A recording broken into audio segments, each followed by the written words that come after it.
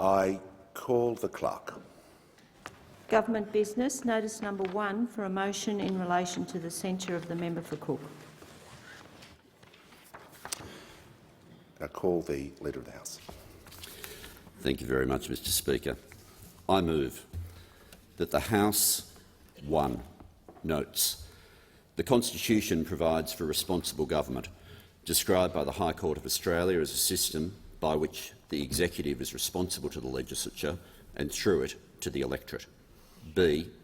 In the inquiry into the appointment of the former Prime Minister to administer multiple departments, the Honourable Virginia Bell AC found that while the member for Cook was the Prime Minister of Australia, he, 1, had himself appointed to administer A. the Department of Health on the 14th of March 2020, B. the Department of Finance on 30 March 2020, C. the Department of Industry, Science and Energy and Resources on the 15th of April 2021, D. the Department of Treasury on 6 May 2021, and E. the Department of Home Affairs on 6 May 2021, and 2. did not inform A. the Cabinet, B. the relevant departments, C. the House of Representatives, or D. the Australian public about the additional appointments, and C. as found by the Honourable Virginia Bell AC, the actions and failures of the member for Cook, 1. fundamentally undermined the principles of responsible government because the member for Cook was not responsible to the Parliament and through the Parliament to the electors for the department he was appointed to administer, and 2. were apt to undermine public confidence in government and were corrosive of trust in government, and 2. therefore censures the member for Cook for failing to disclose his appointments to the House of Representatives, the Australian people and the Cabinet, which undermined responsible government and eroded public trust in Australia's democracy.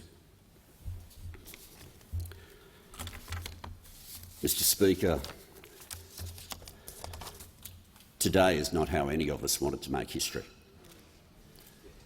Today is something which, for any other circumstance, for any other former Prime Minister and certainly even for the member for Cook, had the disclosure not been made available about the multiple ministries, we would not be here now.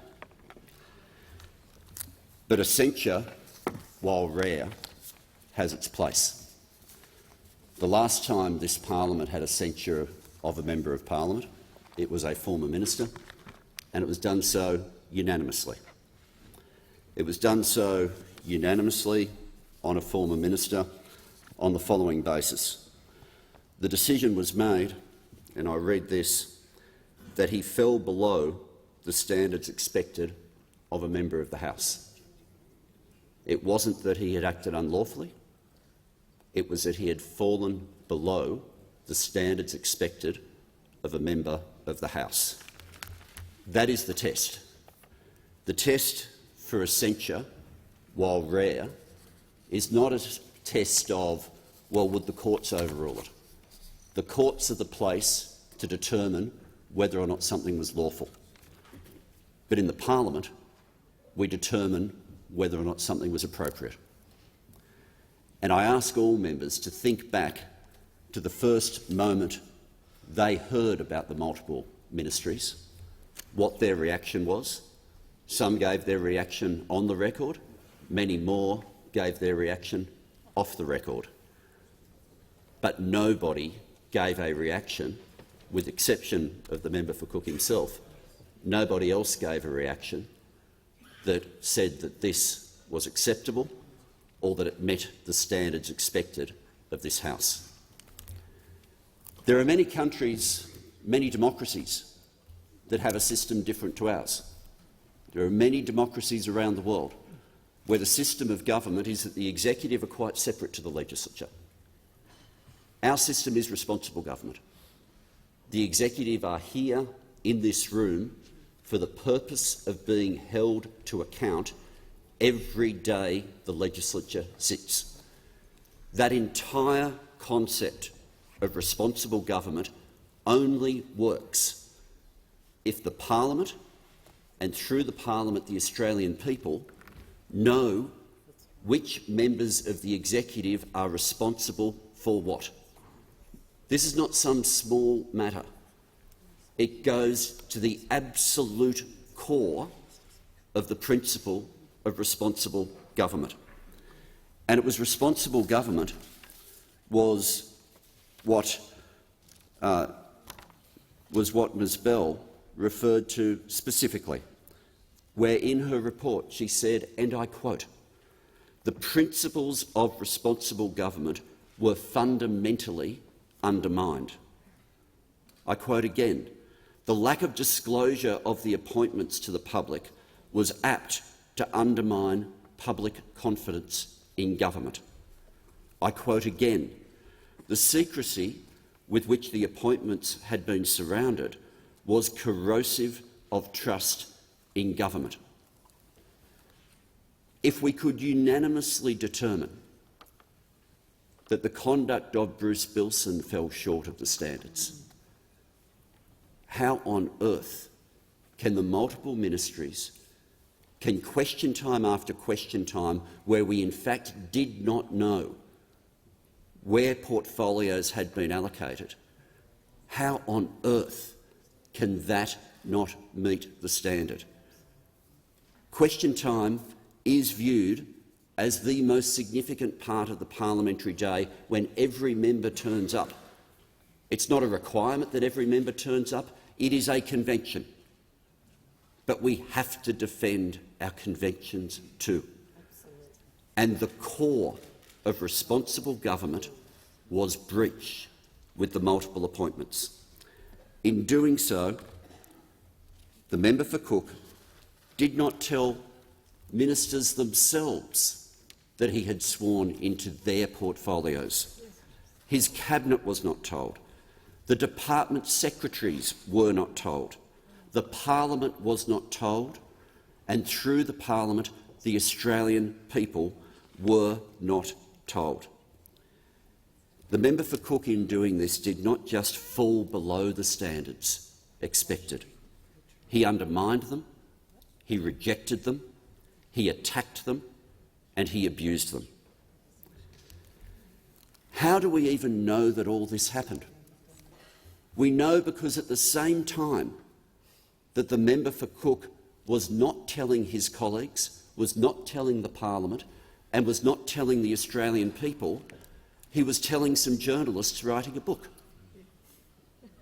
He thought it was interesting to contribute to the publication of a book, but not important to let anybody know where it was directly relevant to them. And the defences that have then been offered, including the defences offered by the member for Cook through his lawyers to the Bell inquiry, are logically impossible. Logically impossible. The member for Cook, through his lawyers, said that, and I'll quote here, "However, this in no way suggests that he did not expect that the usual practice would apply and that PM&C would publish the appointments in the Gazette." It beggars belief that the member for Cook is now arguing that it was somehow just presumed it would have been made public in the Gazette, and yet he was making sure he didn't tell the ministers themselves. And when asked about the ministers, he said the reason he didn't want to tell them, and this was on the 17th of August, was, "I did not wish ministers to be second-guessing themselves." Both cannot be true. It cannot be the case that it was presumed it was going to come out in the Gazette and it was important for people to not be told. To this day, the different versions being offered by the member for Cook cannot reconcile themselves with each other. In the same way that when this started to emerge, when only health, finance and industry science resources appointments had been known, on radio the member for Cook said, was asked, can we be clear, are there other portfolios that you assumed any control over? The answer: not to my recollection. I don't recall any others being actioned. It beggars belief that anyone in Australia's history could forget that they had been appointed Treasurer. It just beggars belief. At the start of question time each day, when a minister is not present, every Prime Minister has an obligation to allow the House to know who answers questions on their behalf. And yet at those exact moments, the former Prime Minister never once said that he, in fact, was sworn into different portfolios and could answer those questions as well. The pathway of question time, the pathway of what this House did last term was different because we were deceived. It was different. Questions were asked in different forms to different people because we weren't told. Now, it is true that what happened here was the end of a long process of enabling. When conventions were attacked one after the other, it led in a direct line to where we ended up. When we had the situation of it being constant silencing of opposition voices, when we had a cabinet committee with only one member, when we had a circumstance where for the first time in living memory a speaker, a member of their own party, made a recommendation for a privileges reference which could have led to censure of one of their own, that they used their numbers to prevent the independence of the Speaker being recognised, to defend, and I hear the comment there, it's just politics. If that's the attitude, then you would never have censured Bruce Bilson. Every single threshold that has previously resulted in a censure being given of a member is met today and is met more strongly today than it ever has been before. This place runs on rules and conventions. The mere existence of the office of Prime Minister and the existence of a cabinet is a convention.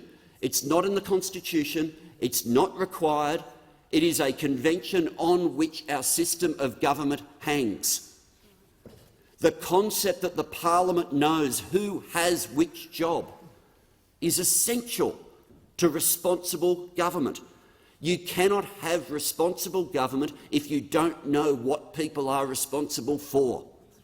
And for 2 years we didn't know. For 2 years the ministers themselves did not know. For 2 years departmental secretaries were unaware of who the ministers were to whom they had responsibility. The gravity of what we are dealing with today is a censure motion beyond what the Parliament has previously dealt with. Because previously what we've dealt with is the conduct of one member being sufficiently bad that we needed to defend the House as a whole to say that is not allowed to happen. On this occasion, the conduct of one member prevented the House from doing its job. The conduct of one member prevented the House from knowing who was responsible for what. The fact that that one member was also the Prime Minister of Australia means that what we are dealing with now isn't just unprecedented, could not have been predicted, but is so completely unacceptable. For members today, I say to those opposite, there'll be some thinking, well, yes, they opposed it, but their party's made a decision, they've got to lock in, they've got to follow what their leader wants, and that's just where they're at. Order. The member for Groom. I just remind those members opposite of this. Members on my left. I remind those members opposite of this. That is exactly what happened for the whole of the last term. It is exactly how every precedent was trashed. It is exactly how the principles of responsible government ended up being attacked in ways that hadn't happened before. There is no previous Liberal Prime Minister where this sort of motion would ever be moved. But the conduct that happened in the last term that we now know about was unacceptable, fell below the required standards, and we have no choice but to support a censure. Order. I refer members to the statement made by the House about time limits during this debate. Give the call to the honourable member for Cook. Thank you, Mr Speaker.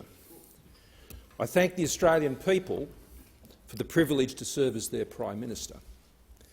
I thank the people of Cook for the privilege they have given me to serve in this House as their member. I thank my colleagues here in this place and in previous parliaments who have asked me in the past to lead and for the faith that they have placed in me. Mr Speaker, I am proud of my achievements in this place, and I am proud of my government, Mr Speaker. I am proud, Mr Speaker, at a time of extreme trial, my government stood up and faced the abyss of uncertainty that our country looked into, and the coercion of a regional bully, and saw Australia through the storm. Australia emerged stronger under my government.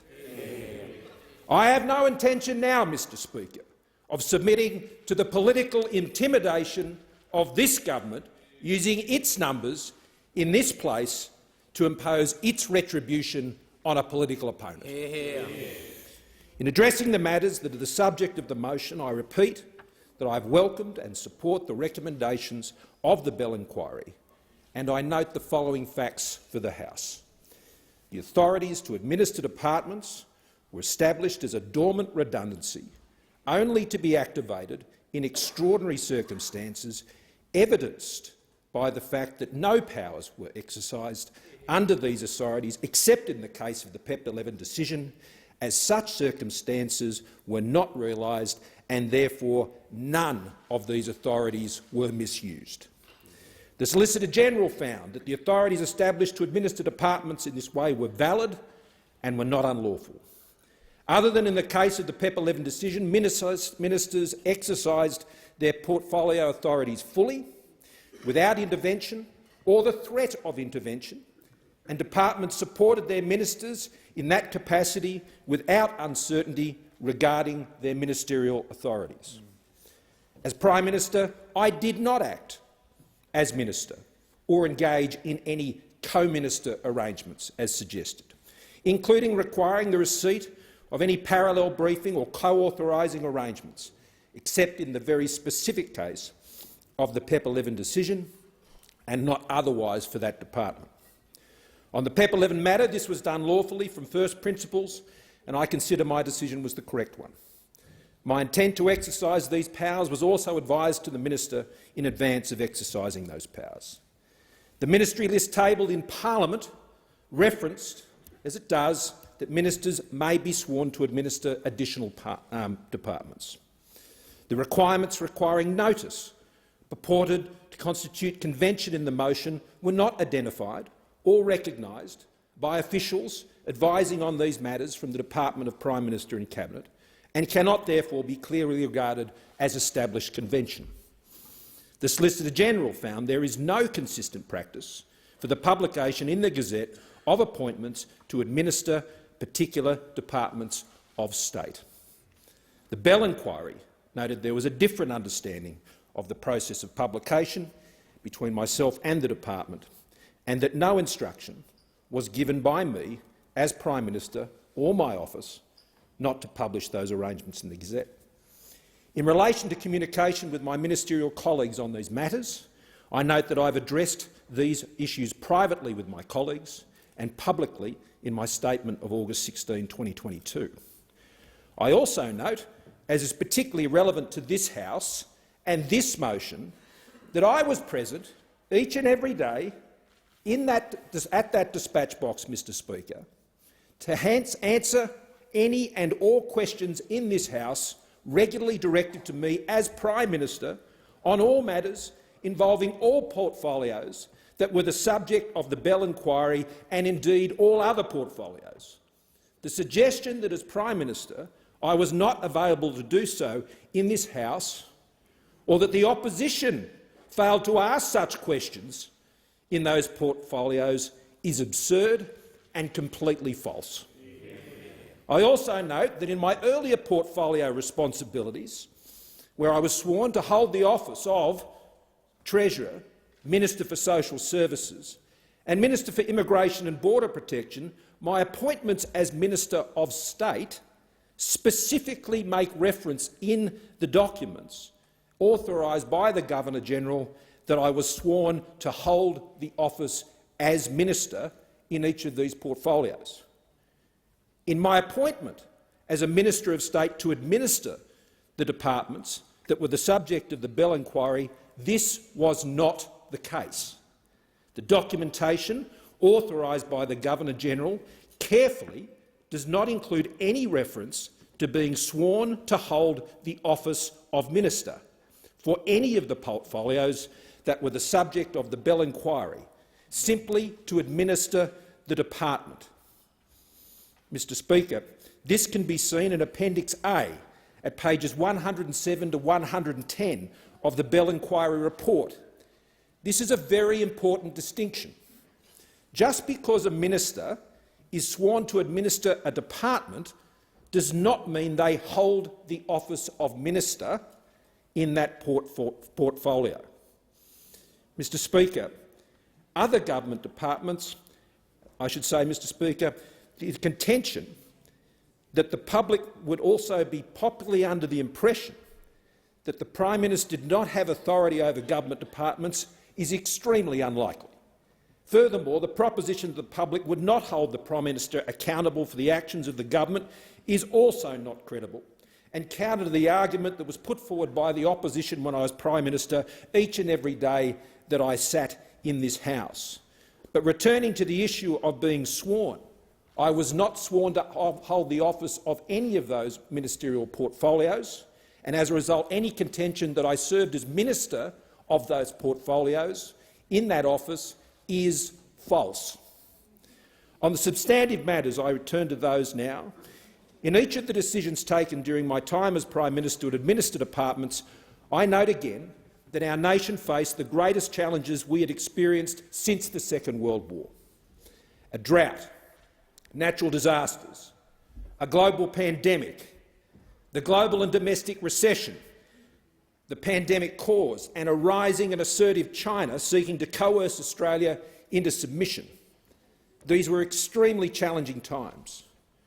To put the economic challenge in context, according to the IMF, during the first year of the pandemic, the global economy shrank by 3.1%. This is more than 30 times the magnitude of the economic decline during the global financial crisis of 2009. That was a crisis. During this period, we were fighting for our very survival from a public health, economic and national security perspective. As Prime Minister, I sought to exercise my responsibilities during this extremely difficult period in a manner that would best advance and protect Australia's national interests and the welfare of the Australian people. That is what I had pledged to do. And I am pleased that through these efforts and the efforts of so many others I worked with closely, Australia was able to emerge from this period of significant crisis in a safer and more prosperous position than almost any other country in the world, Mr Speaker.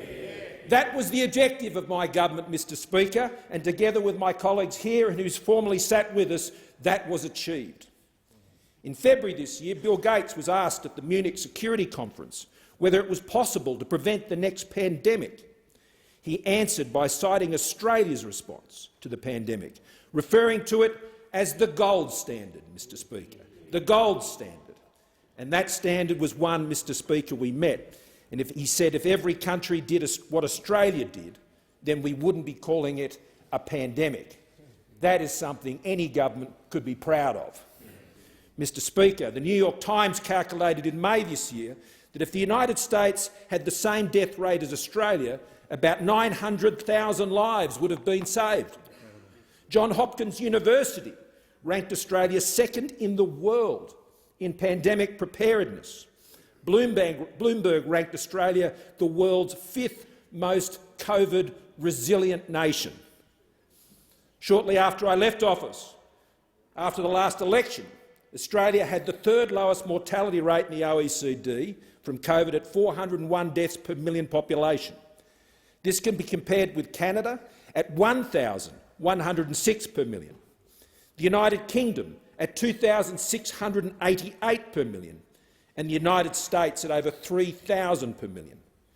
During the pandemic, it was estimated that when compared to the average fatality rates of OECD countries, Australia's response saved more than 30,000 lives. More than 95% of Australia's adult population had been administered 2 vaccine doses, and we had commenced 4th doses. And unlike in so many other countries, Mr Speaker, advanced, developed countries, our hospital system had not been overrun by the pandemic. And since December 2019, when the pandemic first struck, Australia's economy had grown by 4.5%. This compares to 3.9% in Korea, 2.7% in the US, less than 1% in the UK, Canada and France, and the Japanese and German economies remained in negative territory. Australia's success was also achieved by limiting the scale of the economic decline during COVID. In Australia, the economic decline caused by COVID was 2.2%. This compares to 3.4% in the US, 4.5% in Japan, 4.6% in Germany, 8% in France and 9.3% in the United Kingdom. At the same time, Australia's unemployment rate fell to below 4%, the lowest in almost half a century, with almost 600,000 more jobs than we had before the pandemic began. During this time, Mr Speaker, the government made unprecedented investments in our health and economic response. JobKeeper kept 700,000 businesses in business. It kept more than 1 million Australians in work. And despite these unpredicted outlays, Mr Speaker, Australia, through the pandemic and the crisis, was one of just only 9 countries in the world to retain our AAA credit rating. Our response was timely, it was targeted and it was temporary. We responsibly retired measures as soon as it was prudent.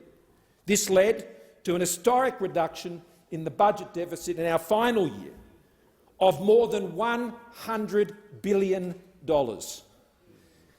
During this time, I and the government made many decisions, from closing our international borders to making our own vaccines and directly manufacturing PPE. We tried many things. We were dealing with extreme uncertainty and unpredictability. The Australian people were rightly fearful for their own health and economic security.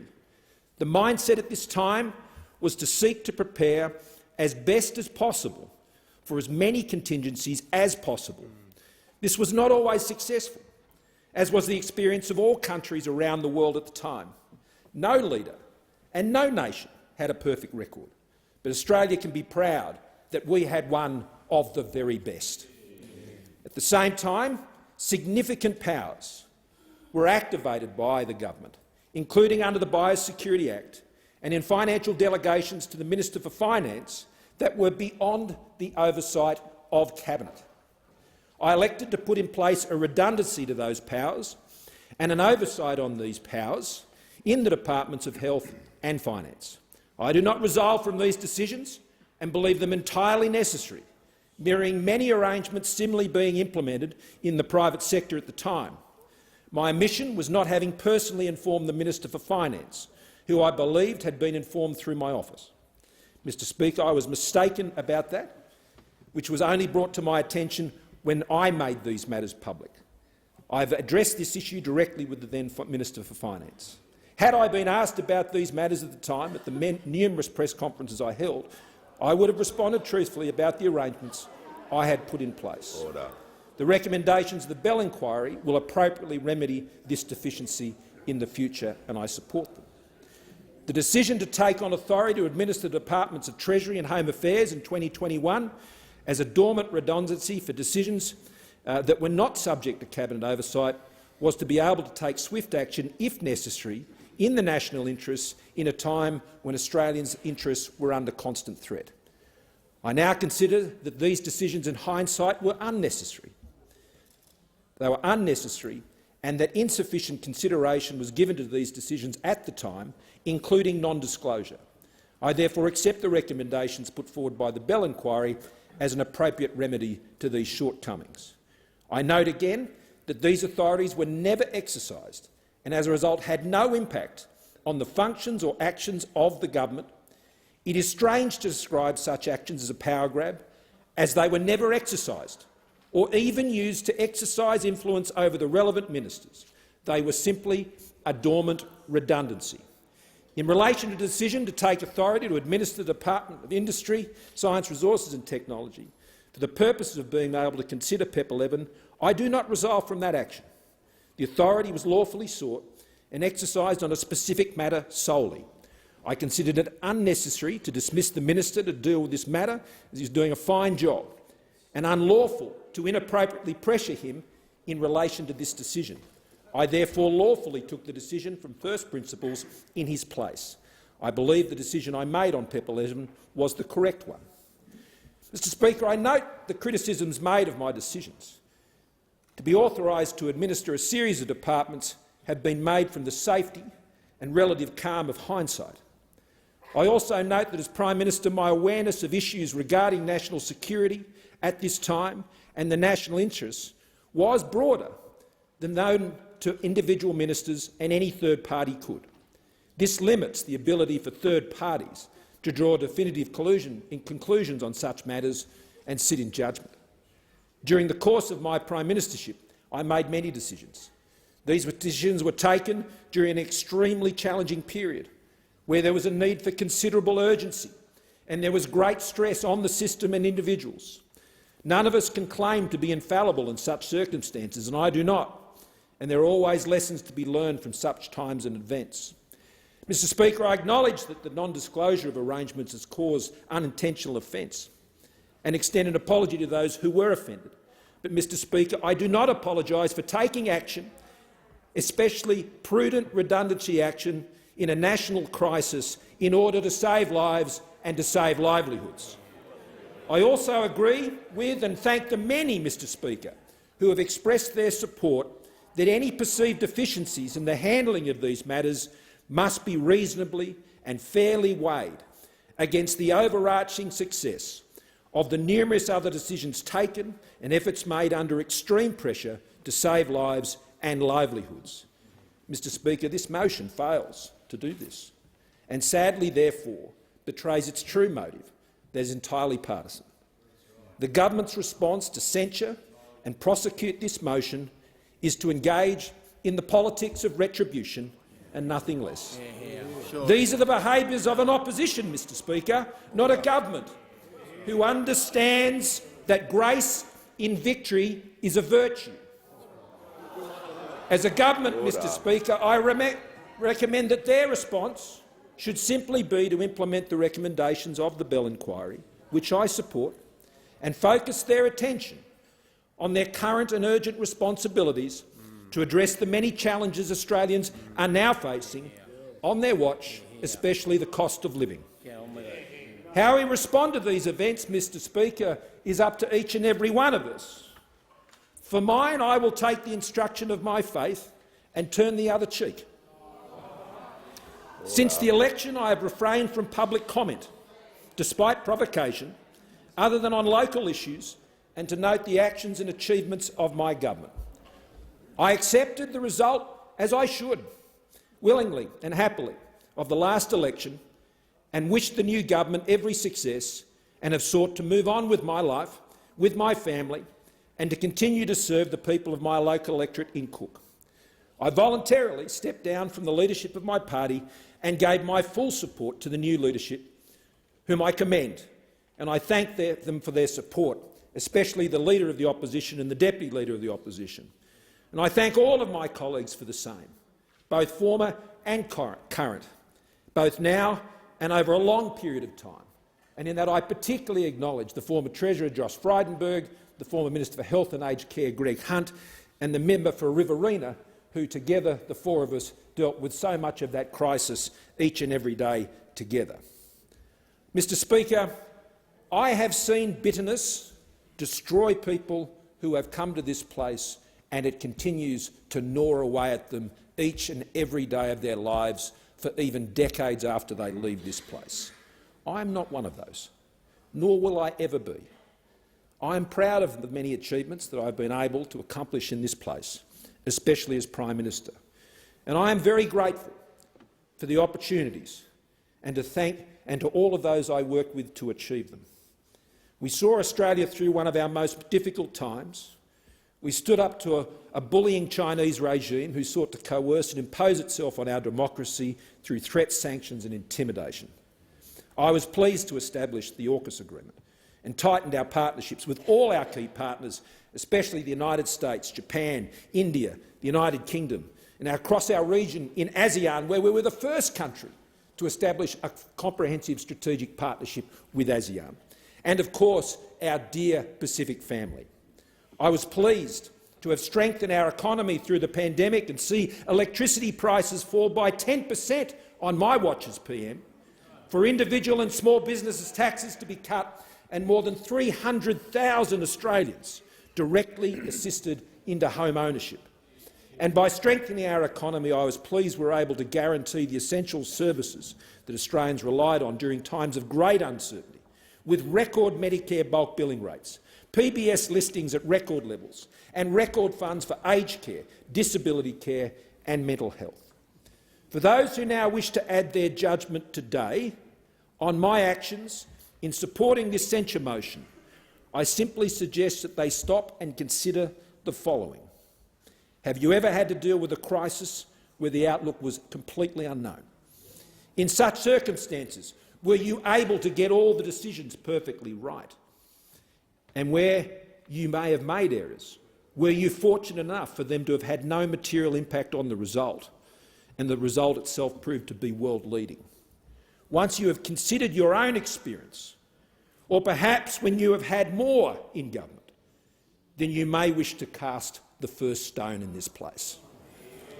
Perhaps the response to these difficult times and events is not to go down that path, Mr Speaker, but down the path of thankfulness that Australia's performance through the pandemic was one of the strongest in the developed world, to appreciate in humility, not in retribution, that no country and no leader got all the decisions right, and gracefully, Mr Speaker, take up the lessons that have been learned and equip us to even do better in the future.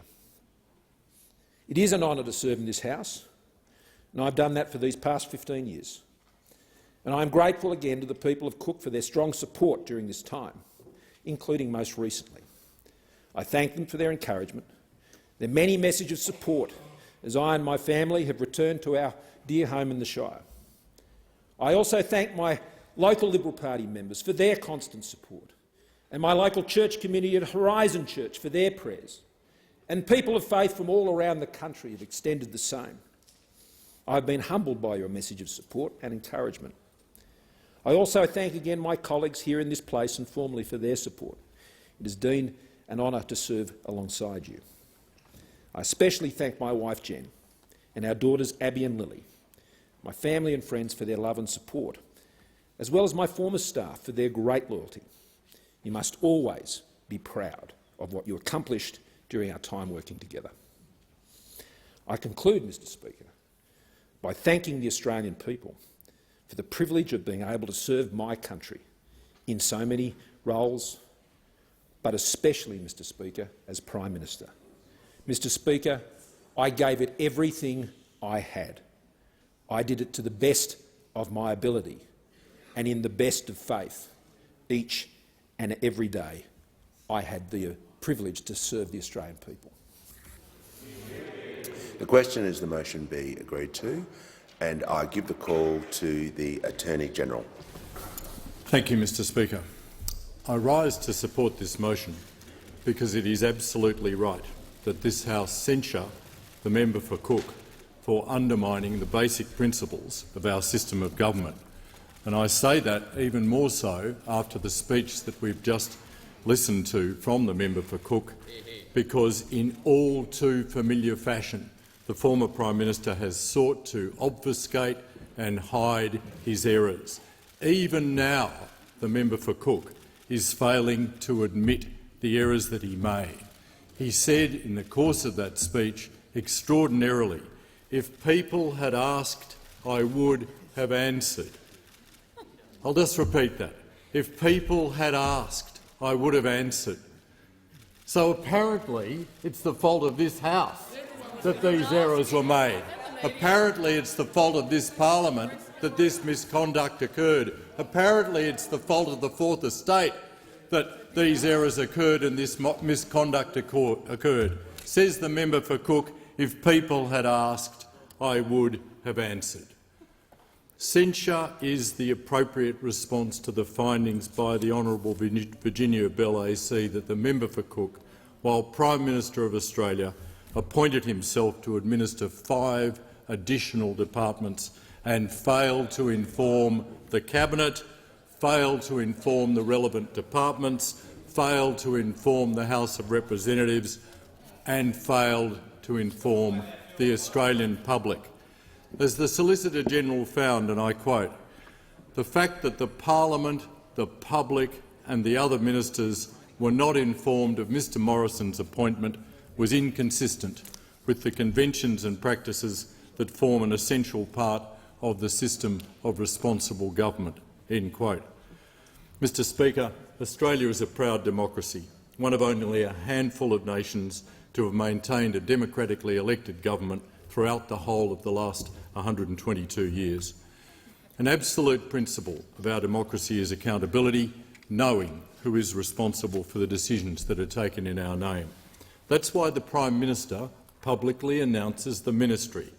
That's why the media attend the swearings-in at Government House.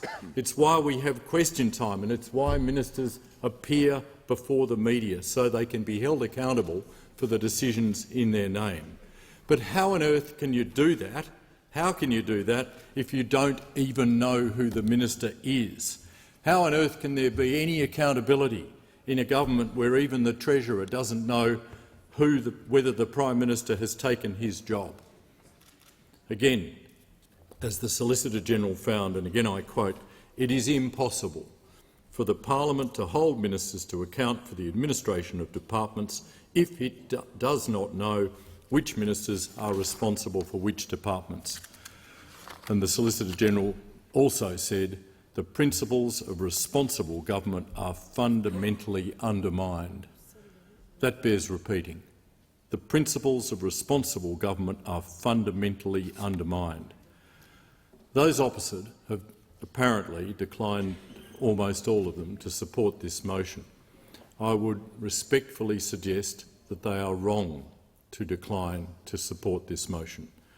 As the member for Bass declared yesterday, you've put loyalty to the member for Cook ahead of, and I quote her, your loyalty to the Australian people, to the institution that you are elected to serve. Well, let's hear what some of their former colleagues think. Former Liberal Prime Minister Malcolm Turnbull said this: "This is sinister stuff. This is secret government. We, the people, are entitled to know who is governing our country. We need to know who the minister for this, who is the minister for this, who is the minister for that. If in fact these things are all being done secretly, that's not a democracy." I gather from the comments from the member for Bradfield that he doesn't have much regard for Malcolm Turnbull anymore, so how about this one?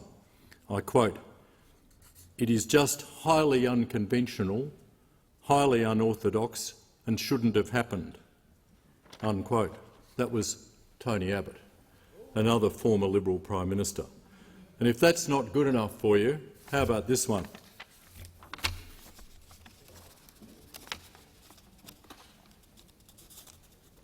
If I can just turn the page, I'll be able to read the quote. And I quote, "I don't think he should have done that. I don't think there was any need to do it, and I wouldn't have." Who said that? John Howard. You might remember him. The last three Liberal Prime Ministers before the member for Cook, and each one has the same view as the current government, these actions were unprecedented and they are unacceptable. And here's one final quotation for you.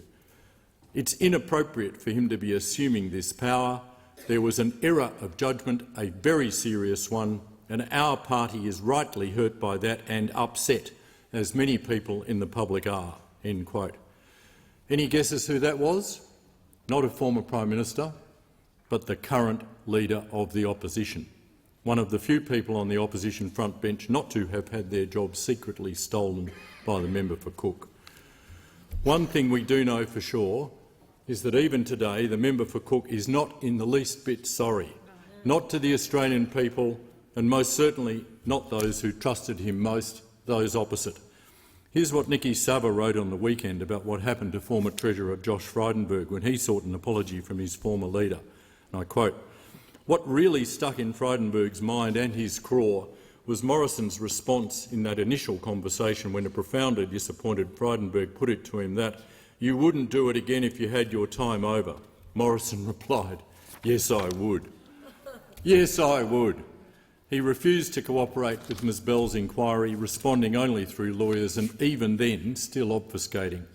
As Ms Bell found in a devastating indictment, and I'll quote, "Mr Morrison's choice not to inform Mr Cormann, Ms Andrews or Mr Frydenberg of his appointments to administer departments, of which each was portfolio minister, out of the wish not to be thought to be second-guessing them, remains difficult to reconcile with his understanding that each appointment had been notified in the Gazette. One might have expected Mr Morrison to have informed each of these ministers of the appointments, had that been his understanding. While few members of the public may read the Gazette, any idea that the gazettal of the Prime Minister's appointment to administer the Treasury or any of the other appointments would not be picked up and quickly circulated within the public service and the Parliament strikes me as improbable in the extreme."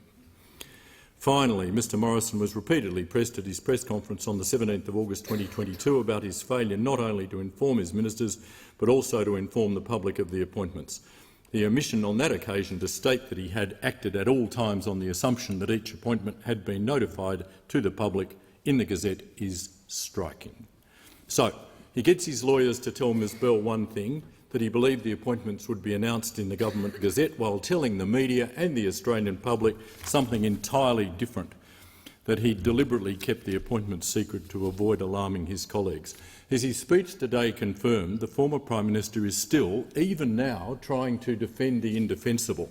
Today he's put forward another bizarre argument, which he did not put to Virginia Bell for the purpose of her inquiry.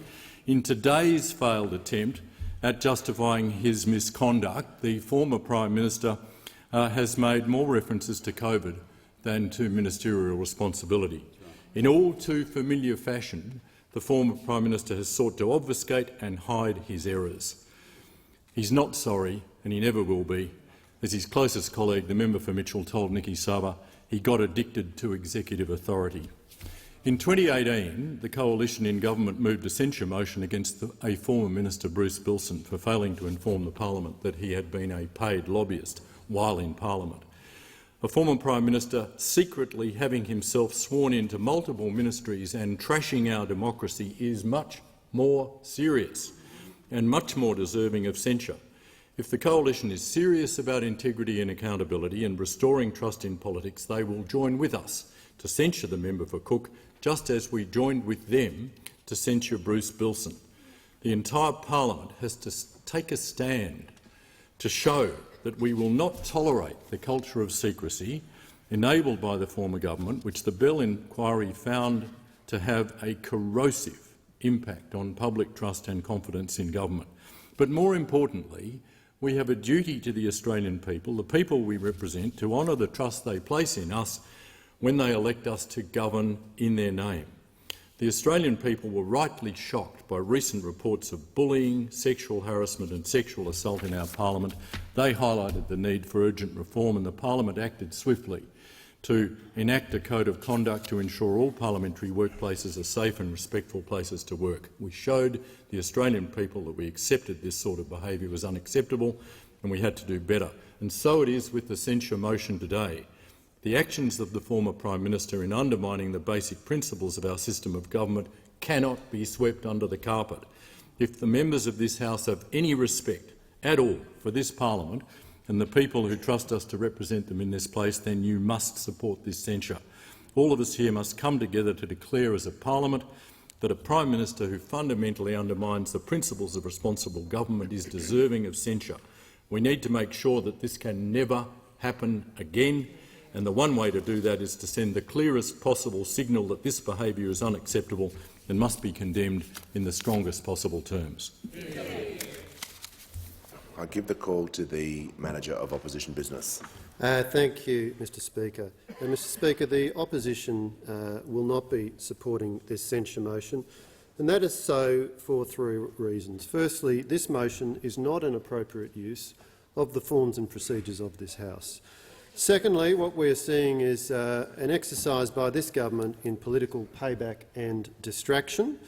And thirdly, that the right way forward here is to adopt the recommendations made by the former High Court Justice Bell in her report.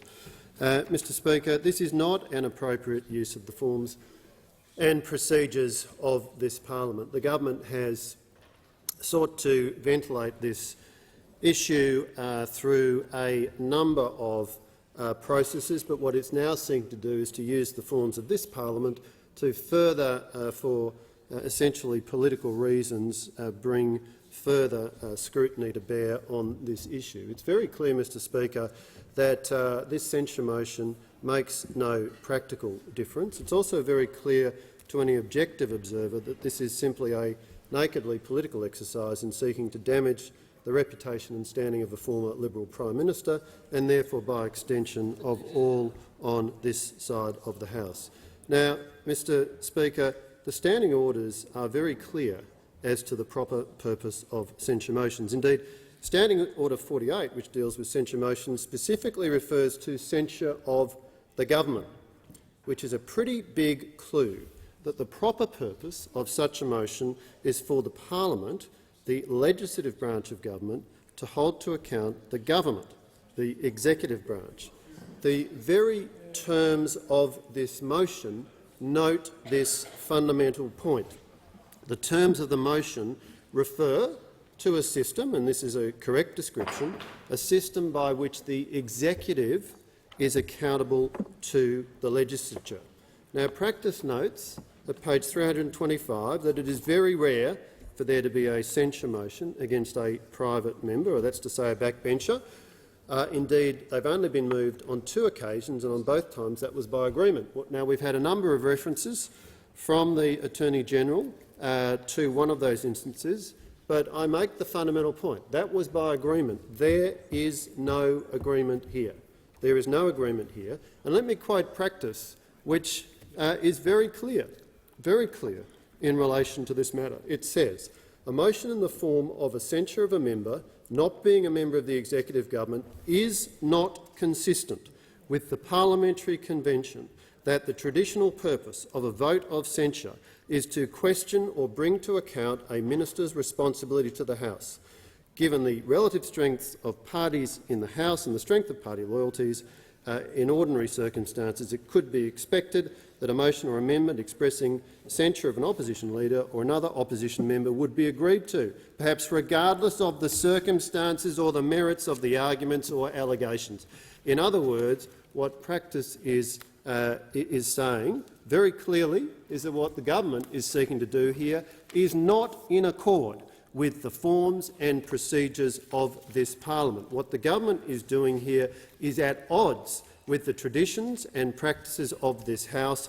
It is nothing more than a political exercise designed to damage the standing and reputation of the former Prime Minister. Now, the current Prime Minister presents himself as a champion of parliamentary process. He's frequently making that point in the public domain. But he is, it seems, quite prepared to trash long-standing conventions to seek to gain short-term political advantage. Now, we hear the argument. We hear the argument that in the circumstances which occurred, the then Prime Minister, the member for Cook, it is said, was not accountable to the parliament because he couldn't be questioned in relation to the portfolios that he had been sworn into. Now, that proposition does not stand up to a second's scrutiny.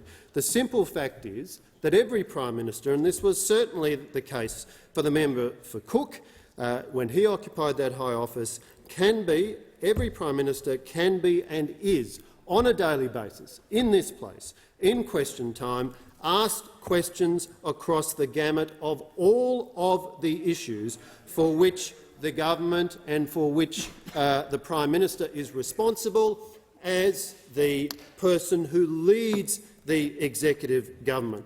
When it comes, therefore, to the question of the accountability of the Prime Minister to this parliament, the case has not been made out that that accountability in any way has been compromised. And that is the task of the government, to make the case that there is a need for a censure motion. Indeed, on the contrary, what they are proposing is something clearly at odds with the forms and procedures and traditions of this place. The simple fact is, Mr Speaker, that from the moment that this matter came into the public domain, the overriding objective of this government has been, first of all, to exploit this for an exercise in political payback designed to damage the reputation of the former Prime Minister and, in turn, of all of those on this side of the House, and secondly, as a diversionary tactic so the government could avoid awkward questions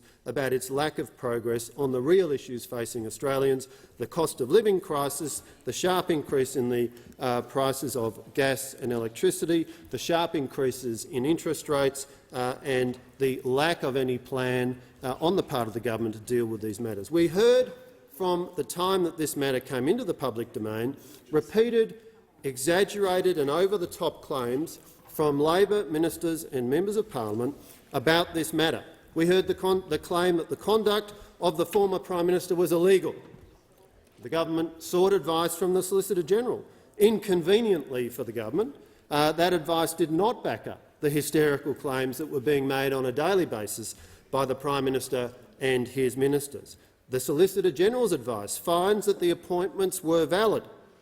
It finds that there is no constitutional requirement or statutory requirement for the appointments to be publicised. The Solicitor-General confirms in his advice that multiple ministers can be appointed to administer a single department and notes that this commonly occurs. And the Solicitor-General also acknowledges that this is a political issue, not a legal issue, saying at paragraph 23 of his opinion, quotes, "Conventions and practices are generally enforced politically, not legally," close quotes, and he highlights that departure from conventions and practices does not result in invalidity. Well, the government, not content with obtaining and publicising that advice, sought to have a second bite at the cherry, sought to keep this issue in the media cycle for several more weeks and months by appointing former High Court Justice Bell to prepare a report into this matter. Now, that report says, amongst other things, given the appointments were not disclosed to the parliament or the public and that Mr Morrison did not exercise any of the powers he enjoyed by reason of his appointments apart from making the PEP 11 decision, which of course was publicised, the implications of the appointments are limited. The Bell report also says as long as the appointments remain secret and Mr Morrison elected not to exercise his powers as the minister administering a department, it is not apparent that there was any impact on the structure of the ministry. Clear findings that are inconsistent with much of the exaggerated commentary that we have heard from ministers today and that we've heard repeatedly from the Prime Minister and Labor figures. There is an obvious question as to whether it was even necessary to commission the Bell report, given that it largely covers the same ground as the opinion from the Solicitor-General, and its recommendations are quite similar. I emphasise that I make no criticism at all of either the Solicitor-General or of former Justice Bell, both of whom were asked to do a job and did it conscientiously. Mr Speaker, the way forward here is clear. The right way forward is to get on with addressing the issues raised in both the opinion and the Bell inquiry. A number of sensible recommendations have been made for improving the clarity and transparency of ministerial appointments.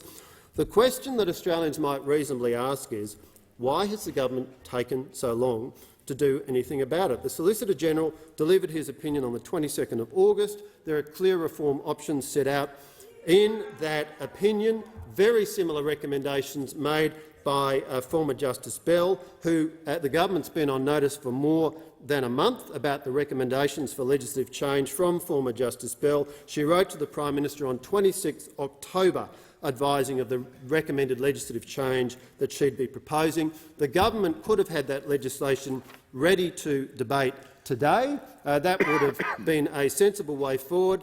Instead, what they're seeking to do is leverage this for maximum political advantage. This is nothing more than a grubby political exercise.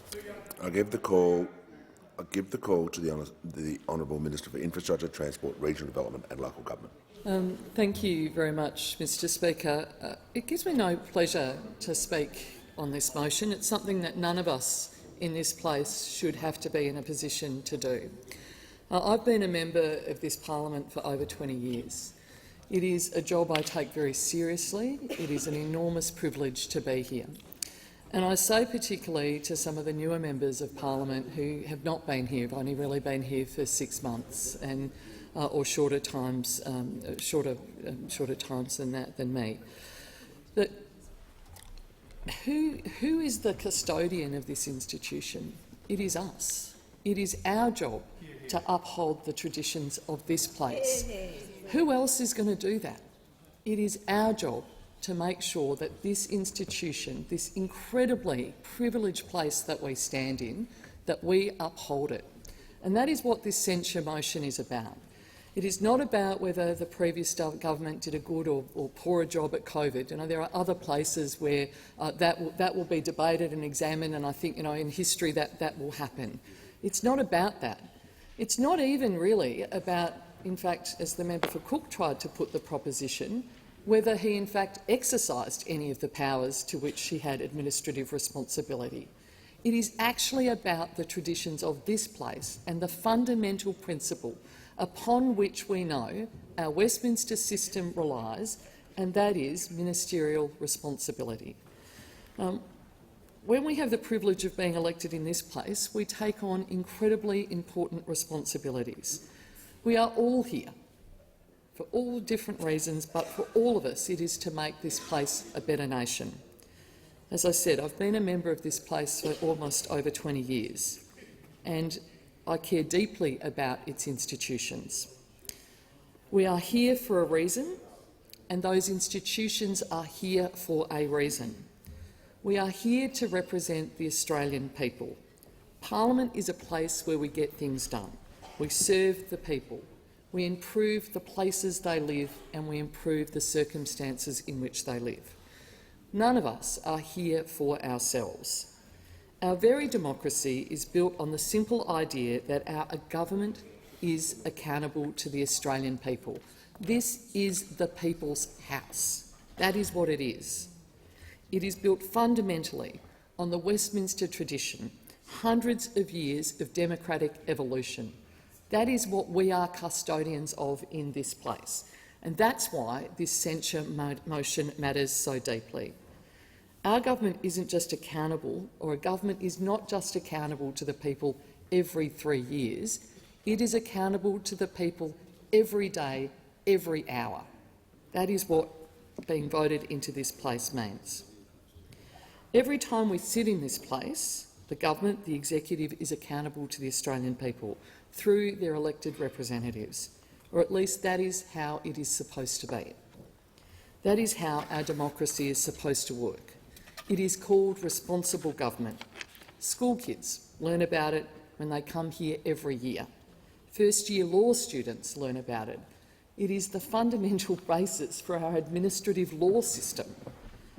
While we might have political differences, there should be one thing we absolutely and utterly agree on, and that is that the traditions of this place matter, because they underpin the democratic traditions of this country and the hundreds of years of democratic evolution that it is based on.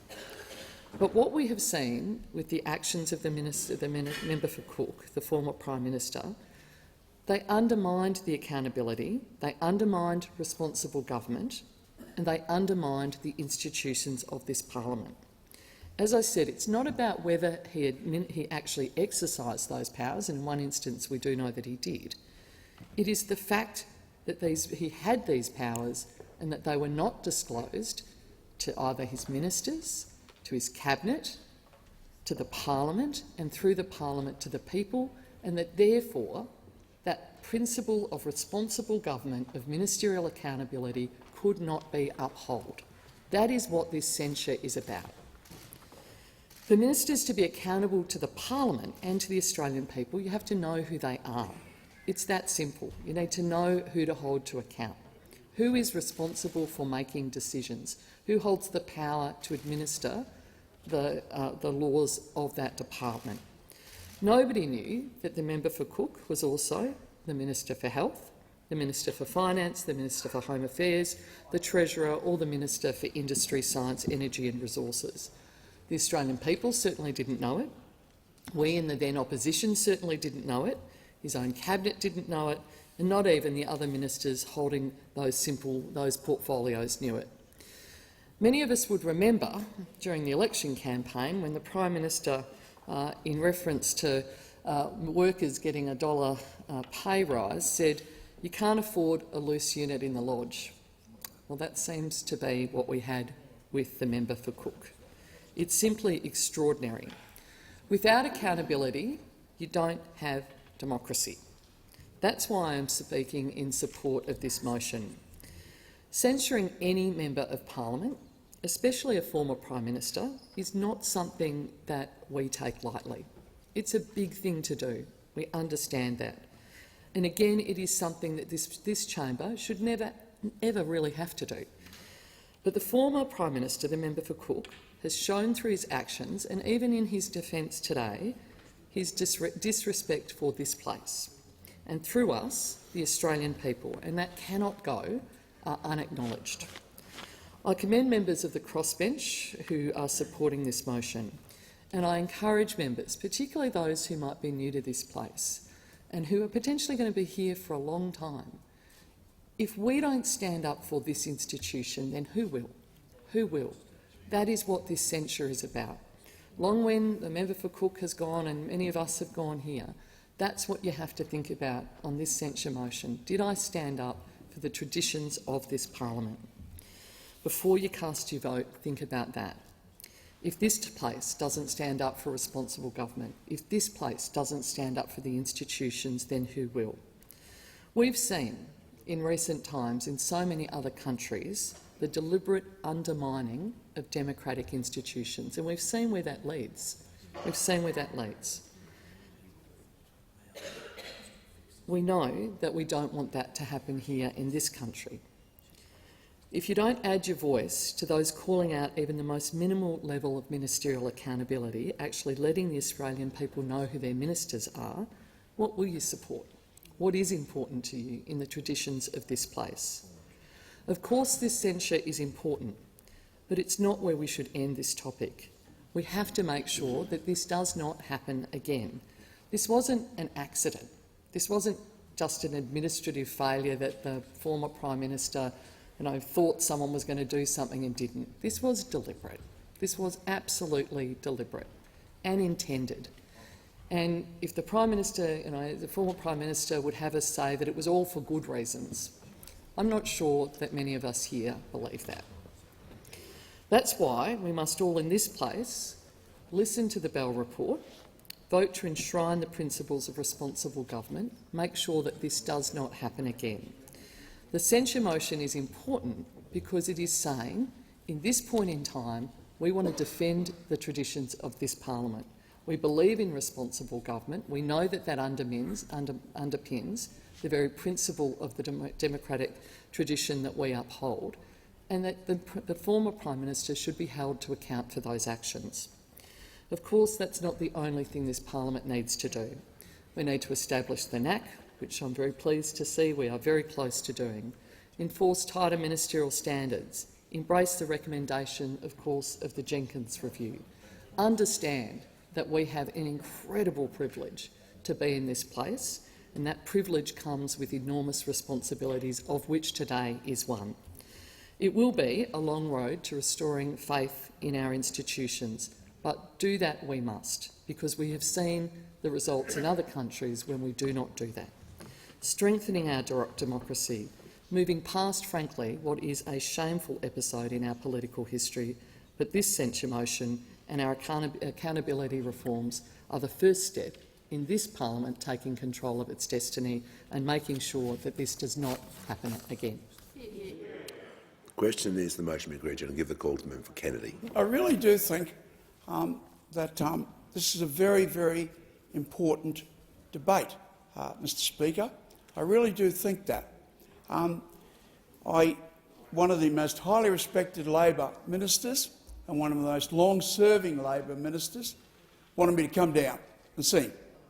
And before I could even sit down, he said, politicians today, don't matter what their party, where they come from, they do not govern. They do not govern. And as a long-serving minister myself, albeit a state government, I said, when did you come to that conclusion? He said, 3 years ago. And I said, well, you're beating me, mate, because I came to that conclusion 3 months ago. It is not that you're evil or that you're wrong in what you decide, Mr LNP or Mr ALP, it's that you just don't govern. I can go to you with an issue and you will listen to me, you will agree with me. But I absolutely know nothing will happen. Now, if two very long-serving ministers say that, then I think there has to be a little tiny bit of substance in that observation. Now, in my opinion, the Prime Minister was desperate to try and get something to happen. And in discussions with senior leaders, I won't mention names over here, I said, please don't be like this government. 4.5 years and not one single thing done in 4.5 years. And I think if you ask the average Australian what happened in those 4.5 years, they would say the same thing. But in a desperate effort, and I make the point, and I say it in defence of Scott Morrison, he is very proud of his forebears. And one of his great aunt is on the $10 note, Dame Mary Gilmore, who comes from my hometown of Cloncurry, where she is buried. She was the great La Passionara of the Labor movement. There would have been no Labor movement without Dame Mary Gilmore, that wonderful poet. And I'm not going to recite her poetry, although I know many of her poems. Right?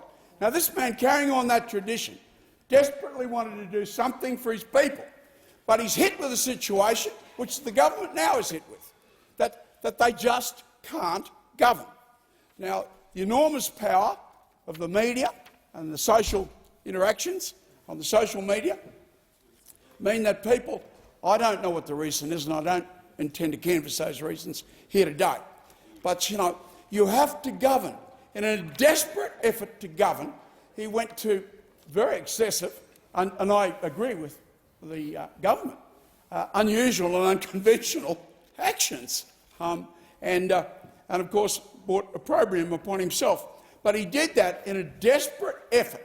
And if you think, the ALP government of Australia, if you think you're going to get out from under, let's just take one issue, just a very simple, tiny issue.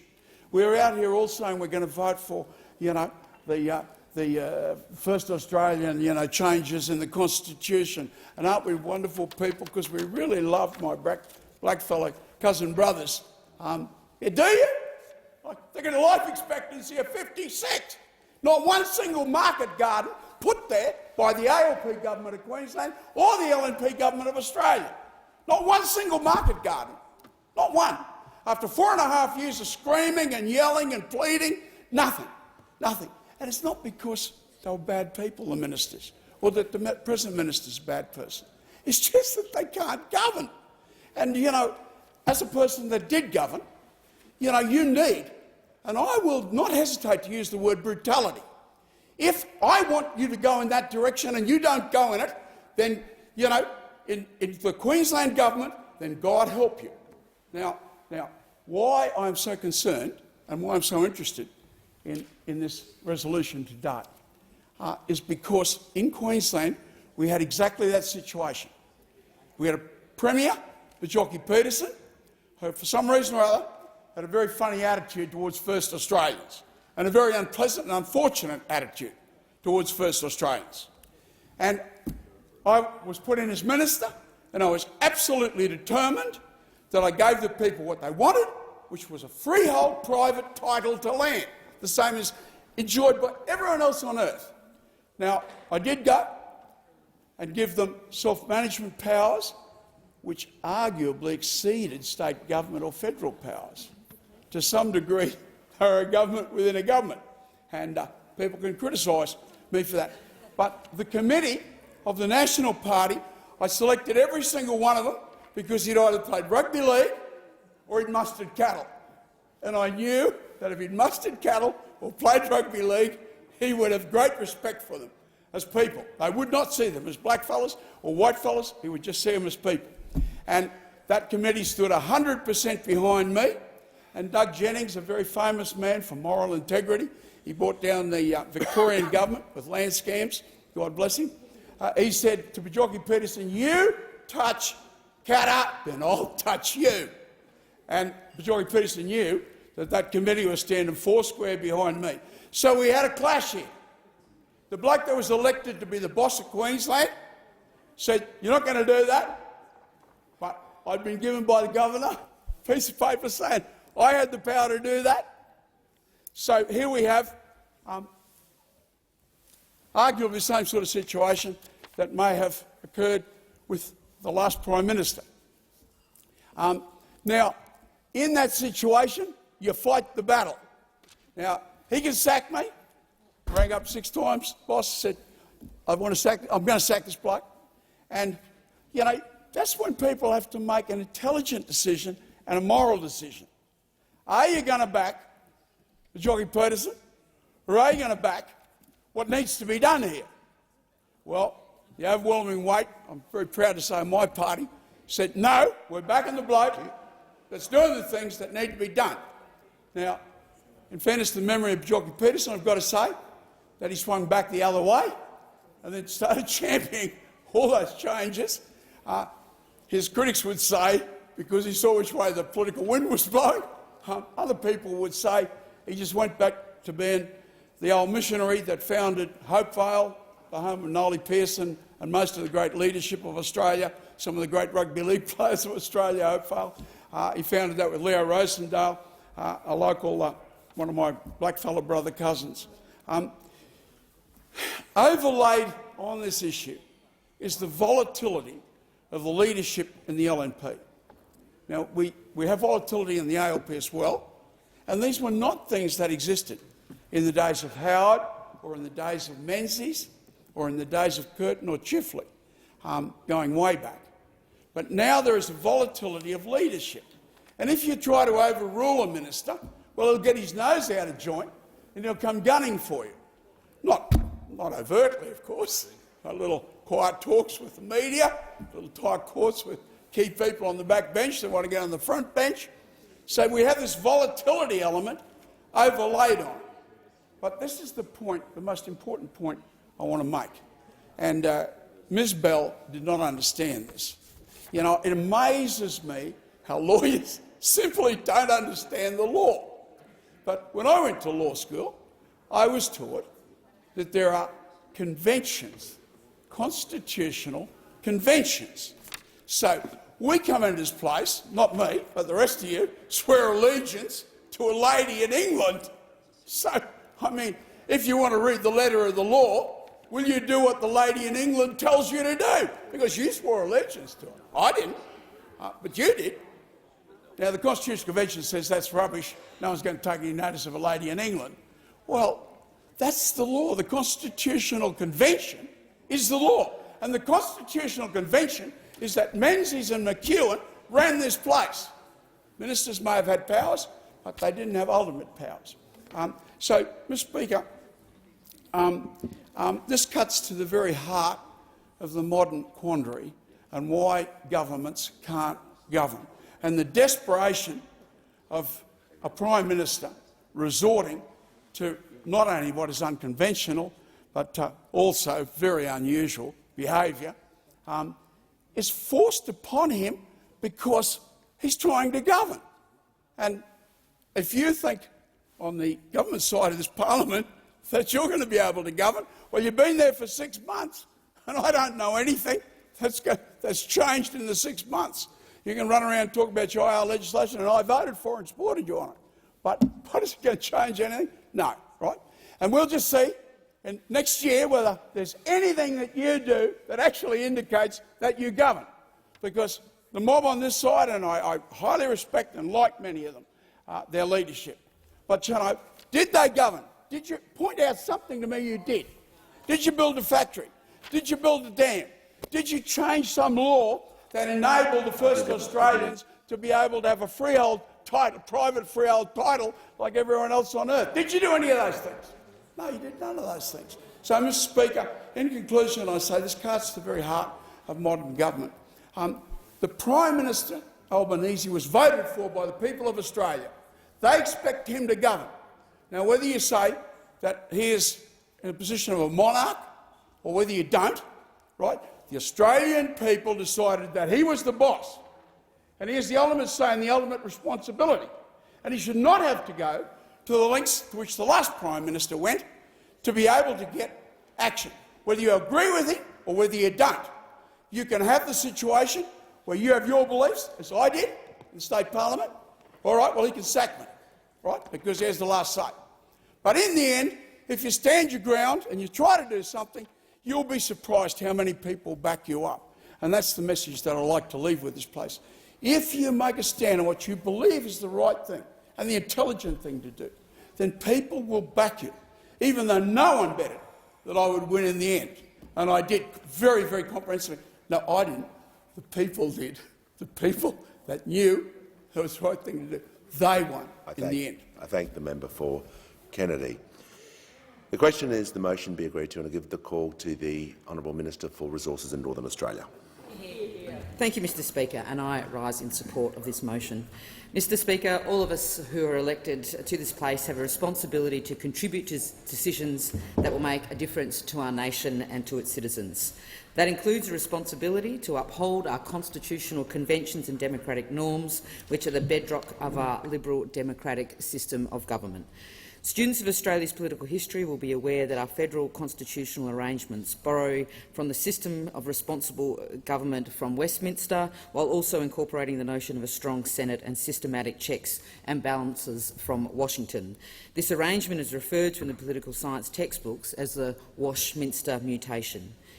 There is an internal theoretical inconsistency between these two approaches.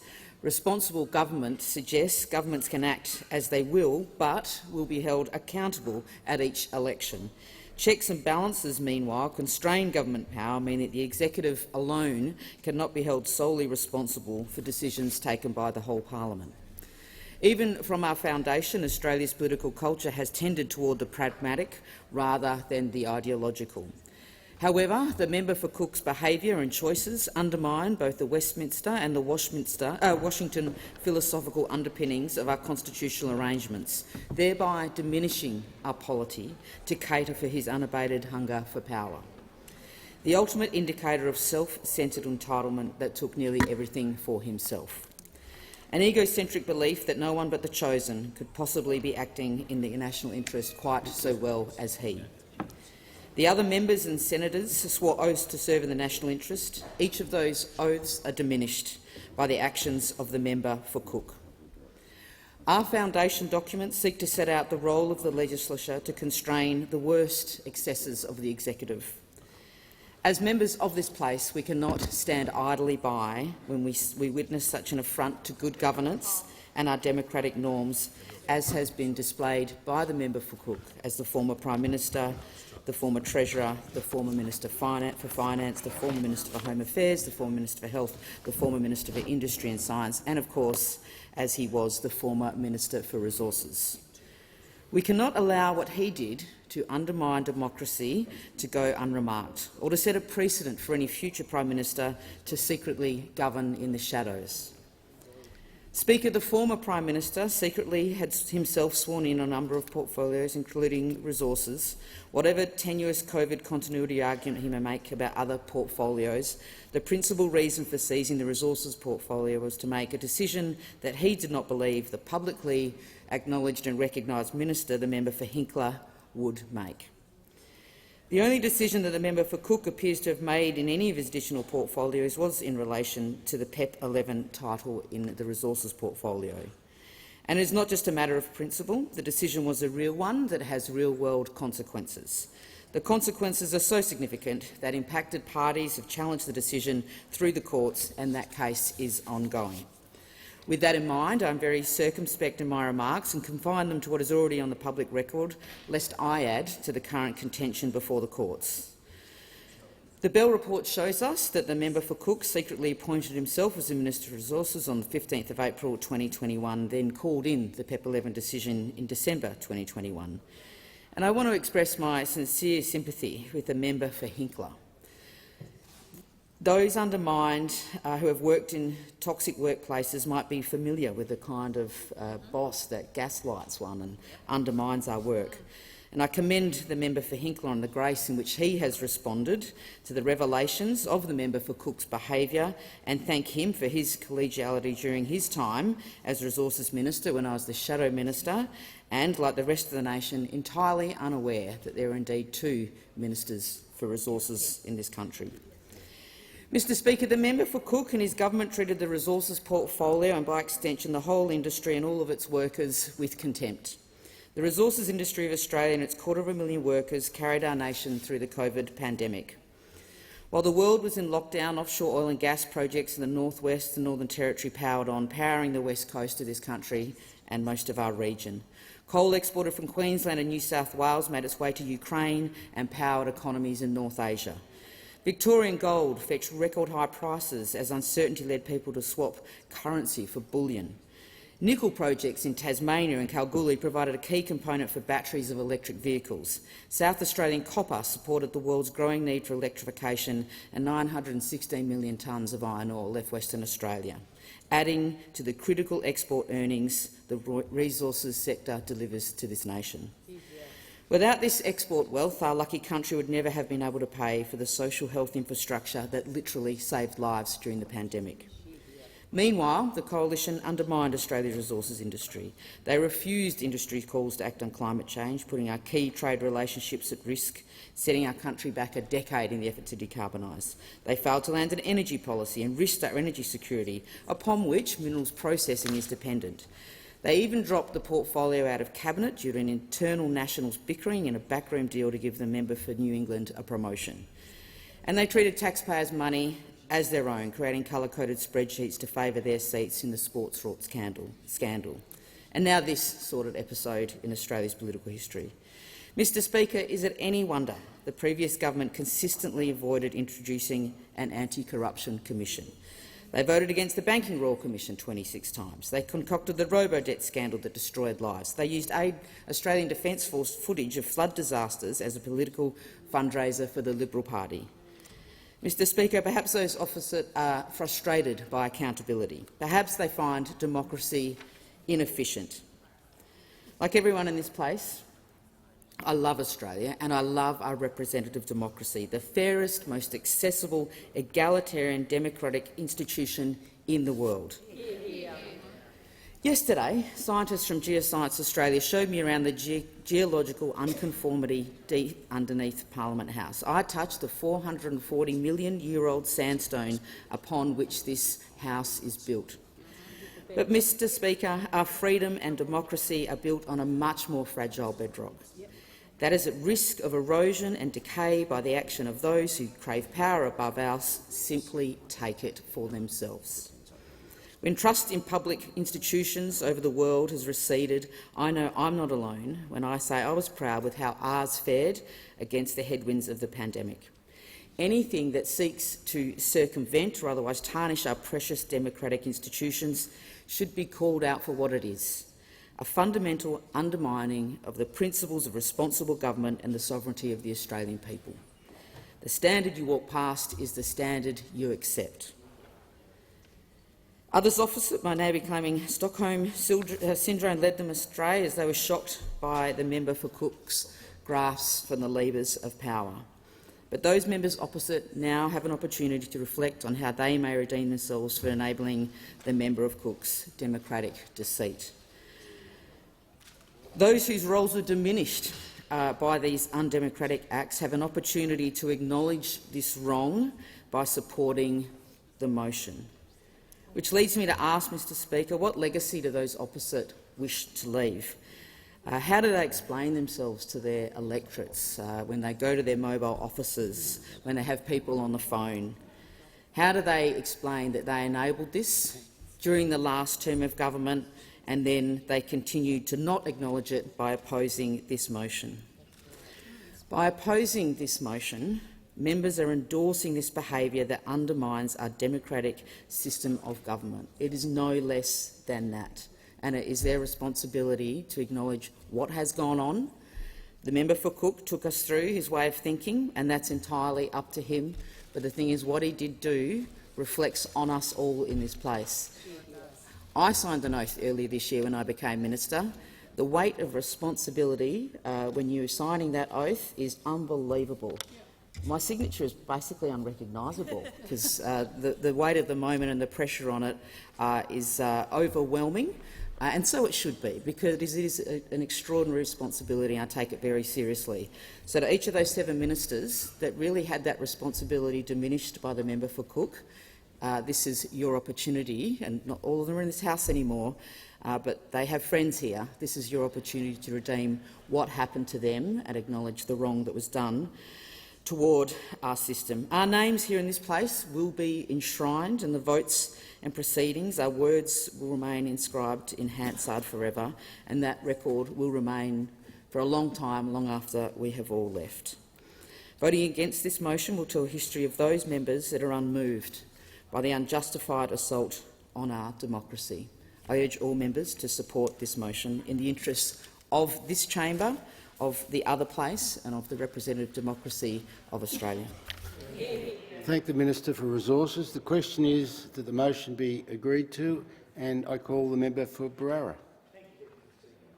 Deputy Speaker, this motion is just about settling scores. It's not about the Australian people. The Australian people cast their votes on the 21st of May. The Australian people elected the Albanese Labor government with the lowest primary vote in Labor's history. Nevertheless, they elected the Albanese Labor government to govern. They elected the government to look forward to the future and not constantly in the rearview mirror. They elected the Albanese government to deal with the issues people face today, like the rising cost of living, rising energy costs, rising housing costs, rising interest rates and rising grocery prices. Instead of doing these things, the government has brought forward this wasteful, ineffectual and wholly unnecessary political motion. Let's look at what this motion does not do. This motion does not help Australians put food on the table. It does not help Australians fill their cars so they can drive to work or take their kids to school. It does not help them bring down power prices. It does not make their mortgage cheaper. This motion fails to do anything of substance for the Australian people, and the government should be condemned for using the parliament's time for cynical and self-indulgent political opportunism. And there's good reason to call out the opportunism that this motion represents. Because the Solicitor-General delivered his opinion on the 22nd of August, more than 3 months ago. That opinion set out a number of reforms. The reform options were sensible and clear. Yet instead of drafting legislation the Solicitor-General proposed back in August, the government has spent the last 3 months sitting on that roadmap for reform. For more than a month now, the government has been on notice about the recommendations for legislative change from former Justice Bell. On the 26th of October this year, she wrote to the Prime Minister to advise of a recommendation for legislative change that she intended to make in the report. The report makes clear that this was to enable the government to pursue legislative changes this year. The government seems to have ignored Ms Bell's sensible and generous approach and sat on its hands. They could have brought the legislation to the parliament at any time after the 26th of October. 12 sitting days have passed since they were put on notice of that recommendation, and today, instead of discussing that legislation, we are now debating a censure motion. Even today, the day when legislation is traditionally introduced into the House, there is no amendment to the Ministers of State Act on the notice paper at all. It shows that Labor's first act is always politics. That's the Labor way. Even the day that Labor chose to have Ms Bell report was chosen for political reasons. The government wanted Ms Bell's report to have the maximum political effect, so they set the reporting date as the day before the Victorian state election. So let's stop pretending that this is about anything other than politics. Contrast that cynical position of the government with the mature approach taken by people on this side of the chamber. We've acknowledged the Solicitor-General's opinion and have taken it very seriously indeed. That opinion made clear that the appointments made were legally valid. It rejected the idea that in making the appointments there's some sort of constitutionally required procedure that wasn't followed. The Solicitor-General expressly noted that the Constitution, to his words, deliberately leaves room for the further evolution of the institution of responsible government. He made sensible, straightforward suggestions for that further evolution. We've also noted the release of the Bell Report. The Bell Report builds on the Solicitor-General's advice. It makes sensible recommendations for improving the clarity and transparency of ministerial appointments. There is no recommendation or even mention of a censure motion in that report. And we on this side of the House will consider any proposed legislation flowing from the Bell Report when it's presented to Parliament. But instead of discussing that legislation, we are discussing this frivolous and wasteful censure motion. And that's the nub of the issue. The government now has received the Bell Report. It could be implementing the recommendations already, but there's no legislation before this House, only a vague promise to introduce something later this week. It should be using the time that it has in this chamber to deal with the real problems facing Australians, including the cost of living crisis.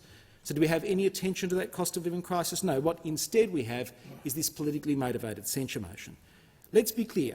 This motion does nothing to improve the clarity and transparency of ministerial appointments. It does not take up the proposals made by the Solicitor-General 3 months ago or the recommendations about which Ms Bell wrote to the Prime Minister over a month ago. It's a motion designed for political payback rather than about the sensible next steps on the issue. Censure motions are a way of the Parliament holding ministers to account. They're not a tool for the new government to play politics with a former Prime Minister. Practice makes clear that it's not really for the purpose for which a censure motion is designed. As practice notes, if you leave out attacks on leaders of the opposition, a motion of censure of a private member has been moved only twice in the 121 years since Federation. Let me quote to you from practice. A motion in the form of a censure of a member not being a member of the executive government is not consistent with the parliamentary convention that the traditional purpose of a vote of censure is to question or bring into account a minister's responsibility to the House. Furthermore, given the relative strength of the parties in the House and the strength of party loyalties, in ordinary circumstances, it could be expected that a motion or amendment expressing censure of an opposition member would be agreed to, perhaps regardless of the circumstances or the merits of the arguments or allegation. The member for Cook has already had adverse reflections from the Solicitor-General and Justice Bell, and he was voted out of office by the Australian people. That is the ultimate censure. He has accepted that decision as he accepts the recommendations of the Solicitor-General and Justice Bell. He has had enough censures. Sometimes I think the Prime Minister never stopped being the professional protester of his youth. Every day he comes in here not to govern for the future of Australia but to attack the member for Cook. Sometimes I wonder why Labor hasn't changed the standing orders to put an effigy burning of the member for Cook at the beginning of the day of Parliament, along with the prayers and welcome to country. It's time the government stopped obsessing about one man and started thinking about the 26 million Australians who pay them to look after their interests. The government's failure to do so and its decision instead to spend time on the Parliament's time on a frivolous censure motion shows the government's all about politics and not making things better for Australians. You'd be forgiven for asking what the government hopes to achieve through this motion. But if we look around, it rapidly becomes clear why the government is so keen to spend Parliament's valuable time on this issue. It is distraction politics. The motion is intended to draw attention away from the government's inability to provide for the economic security that makes things better for Australians. Despite having told the people during the election repeatedly that Labor would reduce the power bills by $275, that is one number the Prime Minister refuses to say in this place. This is a government that is making Australians $2,000 worse off by Christmas.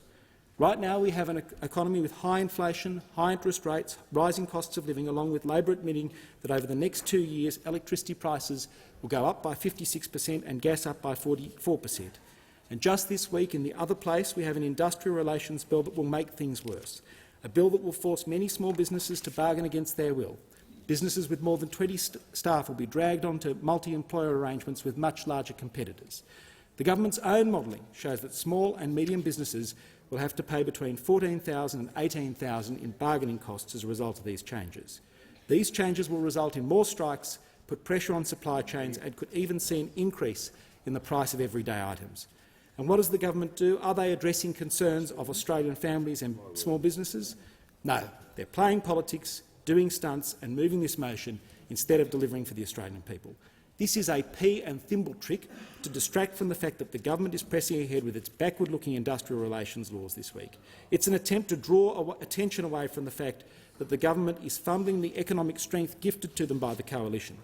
This is a government that inherited the largest budget turnaround since federation from the coalition, and yet, as the Leader of the Opposition so aptly puts it, under Labor everything is going up except your wages. So instead we have stunts like this to try and distract from the fact that Labor's decisions are making difficult economic conditions worse. What this motion also demonstrates is that despite the clear and present economic threats, the government is so focused on settling scores that it's losing sight of the issues that matter to Australians. Right now, we could be talking about how to provide the economic security that Australian families so desperately need. We could be engaging in a debate about reducing power bills. We could be discussing the best way to make mortgages more affordable. But this censure motion will not help one Australian business or family to respond to the challenges they are facing today. Rather than focusing on the things that make a substantive difference, this motion demonstrates the government's less interested in the lives of Australians than it is in settling old political scores. The government should bring forward the amendments to the Ministers of State Act today. They are the amendments that have been recommended by the Bell report, which the government has had for over a month, that recommendation from Ms Bell. That should be the focus of the government if it wishes to deal with this issue. This motion is unworthy of the House's time and ought to be rejected. I thank the member for Barara. The question is the motion be agreed to, and I call the Minister for Home Affairs and Cyber Security. Thank you, Deputy Speaker. Deputy Speaker, we could have had a really important moment in this parliament this morning. We could have stood up from all the different political parties that we represent, from all of the areas of our beautiful country that we represent, and made a really strong statement about what our democracy means to us. And it is enormously disappointing to me that we have people like the member for Barara, who I think has huge respect usually on this side of the chamber, come up and give a speech like that, pretending that this doesn't matter.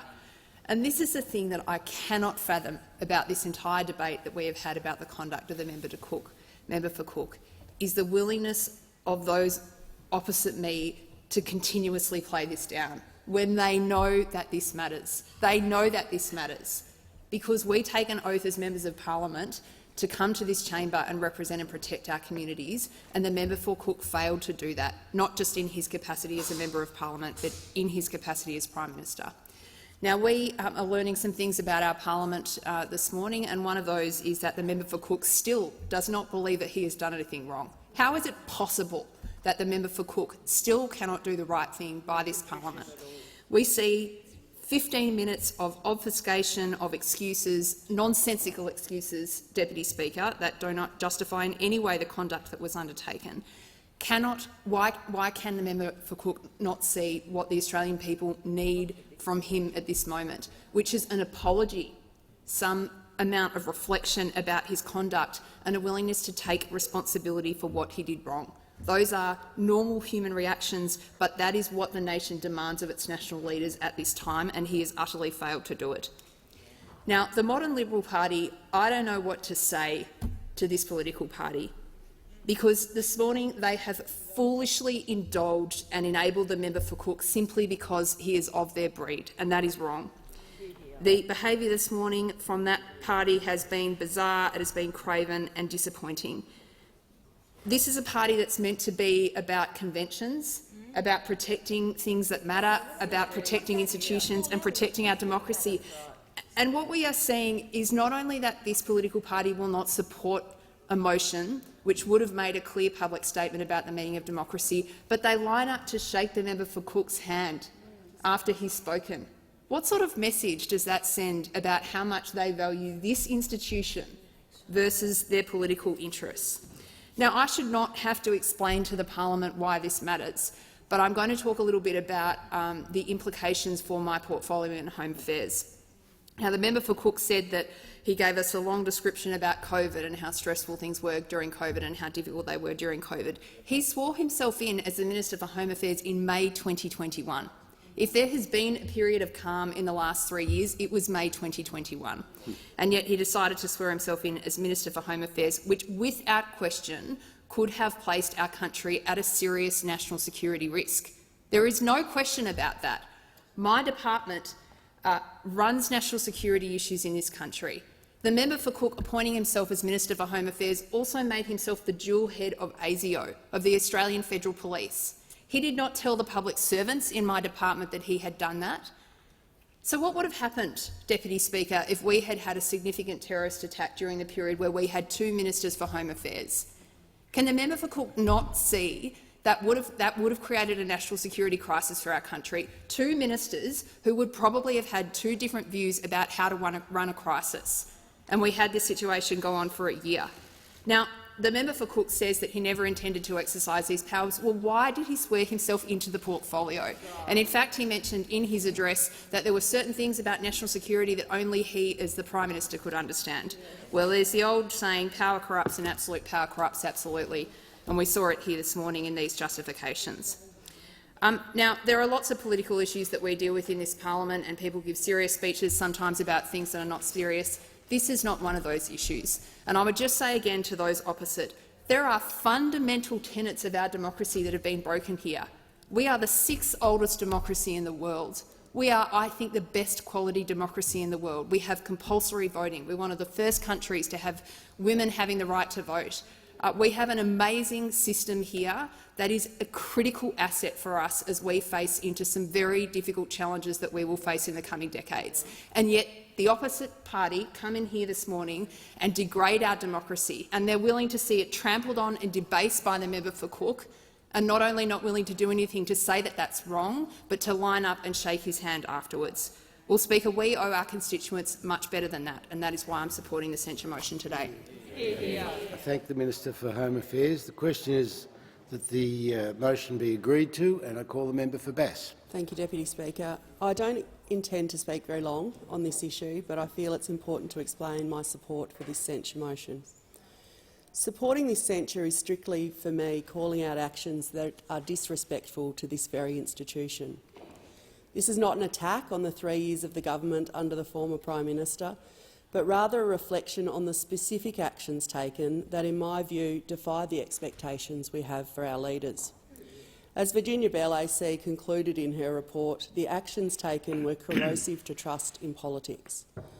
Those actions sit outside the expectations of the Australian people, and it sits outside of how we expect elected representatives in the highest office to act. I've relentlessly advocated for more integrity in politics and fought for an integrity commission that would begin to restore the public's faith in elected officials. To sit quietly now would be hypocritical, and I firmly believe we should be intentional in the actions we take to ensure that we do not let this happen again. Governments of all levels were faced with making tough decisions when the pandemic began and to take hold almost 3 years ago. There were many things that our government got right, and a number of correct decisions made at the height of the pandemic which protected the health and economic well-being of our country. We did fare so much better than many other developed countries due to measures implemented by the government in the midst of the pandemic, and the member for Cook is to be commended for much of his pandemic leadership in Australia. But a move to ensure direct power was quietly held over a number of portfolios, unbeknownst to our own party, our own ministers and to the Australian public, was entirely unnecessary. It is an affront to our democratic Westminster system, which has functioned for well over 120 years. This House has the right to be informed of the appointments. The people of Australia had the right to be informed. In our democracy, what can be more fundamental than this? I do not accept any of the explanations put forward by the former Prime Minister for his actions, and I'm deeply disappointed by the lack of genuine apology, or more importantly, understanding of the impact of these decisions. I've said time and time again that we talk very much in this House about the great privilege and honour of being here, but we talk less often about the responsibility that comes with that. There is a great privilege that comes with being the Prime Minister, but with that comes great responsibility and accountability, which you can't have without transparency. It might be a shock to some who sit here from all sides, but this is not a game. There are things that sit above the cut and thrust of politics, and this censure motion goes to our system of democracy. It would be remiss of me not to mention that for me this issue also sits at the heart of the ability of our party to move forward. This is a clear opportunity for a line to be drawn and to move in the right direction. We must heed the message sent to us at the May election, learn those lessons, reset and move forward constructively. In closing, I'd just say this. I am a Liberal. I believe in Liberal values, and our statement of values says this. We believe in the rule of law. Under it, there is freedom for the nation and for all men and women. Democracy depends upon self-discipline, obedience to the law and the honest administration of the law, and it is for this reason I'm obligated to support this motion. I thank the member for Bass. The question is the motion be agreed to, and I call the Prime Minister. Thanks very much, Mr Deputy Speaker. A censure motion like this is as rare as it is grave. The fact that it has become so necessary constitutes a profoundly sad moment in the life of our national parliament. But to ignore it would be to be complicit in saying, well, that was okay. This House of Representatives has a responsibility to declare its view on what occurred with these extraordinary actions by the former Prime Minister. I wake up every single day very cognisant of the honour that I have in serving as Australia's 31st Prime Minister. I'm also very aware of the responsibility that comes with it. I'm also very conscious of the power that comes with it. Power should never be abused. This was an abuse of power and a trashing of our democracy. And the Bell inquiry makes that so clear, so clear. For this parliament to have an inquiry and then not respond comprehensively to it would not be it doing its duty. The explanation for the first two appointments by the former Prime Minister was what would happen if a minister becomes incapacitated in the context of the COVID-19 pandemic. We all know, and I know as Prime Minister, that it is, as Virginia Bell has found, that an acting minister could be appointed, if needed, to quote the inquiry, in a matter of minutes. In a matter of minutes. The appointments were unnecessary. The last three appointments had little connection to the pandemic, according to the Bell inquiry, were made because of the former Prime Minister's view and concern that an incumbent minister might exercise his or her statutory powers in a matter with which Mr Morrison didn't agree. That is what the Bell inquiry found. The PEP 11 determination was something that was there, but also FIRB decisions, the power to stop or undo foreign powers acquiring interest in Australian assets, or the power to strip people of their citizenship.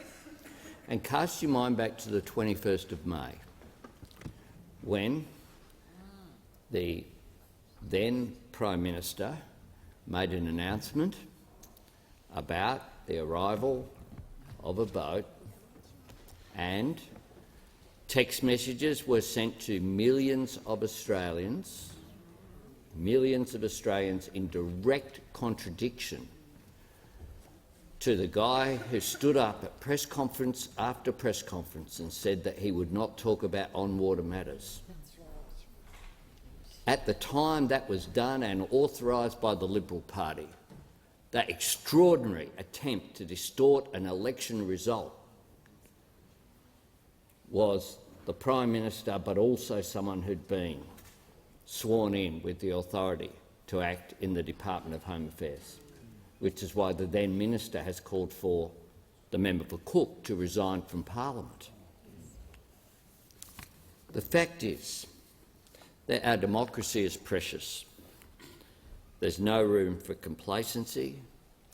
We've seen overseas, including with the assault on the Capitol building in the United States, that we can't take our democracy for granted. The explanations that were put forward were described by Ms Bell as not easy to understand and difficult to reconcile with the facts. The implications were there in the Bell inquiry. There was a risk of conflict if different ministers wanted to exercise the same power inconsistently. Ms Bell confirmed the Solicitor General's view that the principles of responsible government were fundamentally undermined because the member for Cook, the then Prime Minister, was not responsible to the Parliament and through the Parliament to the electors for the department he was appointed to administer. It undermined public confidence in government. It was, according to Ms Bell, corrosive of trust in government. The public didn't know, according to the Bell inquiry, something it was entitled to know. And yet this morning I came here not certain as to whether I would speak. But I have to respond to the Prime Minister's comments, who has confirmed again that he just doesn't get it, the former Prime Minister. He said this morning he'd had conversations privately with my colleagues. It's not about Josh Frydenberg. That's right. It's about the people of Australia. That's who we're accountable to. Through this parliament, at this dispatch box, we ask questions about PEP 11. We ask questions about health, not knowing that the then Prime Minister was actually responsible and sworn in. The former Prime Minister flicked more questions to ministers than all previous 29 Prime Ministers. The former Prime Minister shut down debate at this dispatch box each and every time people attempted to make a contribution about the serious matters. And when he goes to the impact of COVID and the responsibility, I had that sense too as the Leader of the Opposition, which is why we on this side of the House now, when we sat there, took responsible decisions to not play politics, to vote for and to declare in advance of packages coming forward that even if our amendments were not successful, even if there were measures which we did not agree with, such as the rating of superannuation, we would not stand in the way, even though there was a political cost to that we were conscious of. But we understood our obligation to the national interest. This was not a one-man show. This was the Australian people who stood up and protected themselves, not just in the parliament, those people who stayed at home, people who got vaccinated, the heroes of the pandemic who went out there and worked with people who were sick. So all this unctuousness and self-congratulation we heard this morning should be dismissed. He came up with a different explanation today. If only he was asked to blame the media and everyone else. Why didn't we come in here and ask if he'd been sworn in as Treasurer or Finance Minister? What's your day job? It's just beyond comprehension that this parliament should be, as a whole, standing up and voting for this motion. The whole parliament. Because it began with measures like the former Deputy Prime Minister, who I have a lot of respect for, and he knows that. And I might speak beyond time here. The former Deputy Prime Minister was told by the Prime Minister's office then to not be transparent about whether he was acting Prime Minister in 2019. That is how these things begin. And I don't blame the former Prime Minister, Deputy Prime Minister for being loyal to his Prime Minister. I respect that. But he should never have been asked to be put in that position. Nor should there have been a Cabinet committee of one. Nor should those people who were aware of this not declared. The former Deputy Prime Minister, the second one, Barnaby Joyce, was asked on Insiders why it was that he was aware over the PEP 11 decision and why he did not say something and speak up about this at the time. This was his response, and I quote the member for New England. "I had negotiated an extra minister, which we were not entitled to. I had another person on the ERC, which we were not entitled to. I negotiated more staff for the National Party, which we were not entitled to. If I pursued this, it was quite simple. He just took away the portfolio that we weren't entitled to and took us back to the number we were entitled to. He would have the portfolio back and we lose all power," on the 21st of August 2022.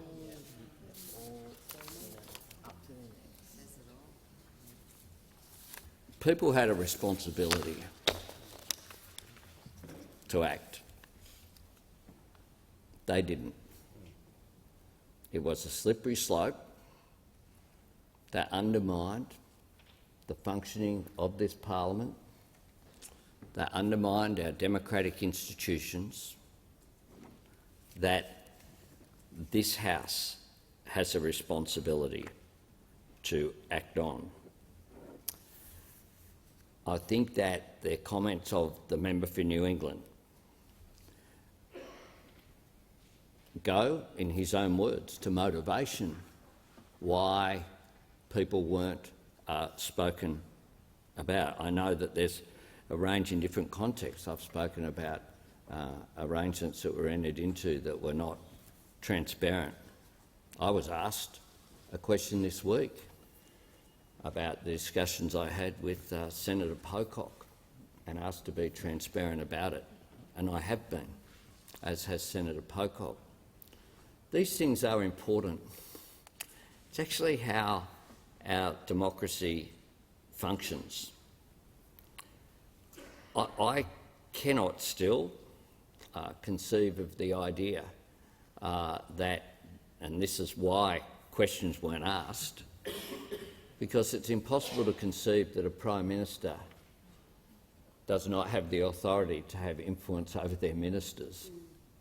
I hope I do, to be transparent about it.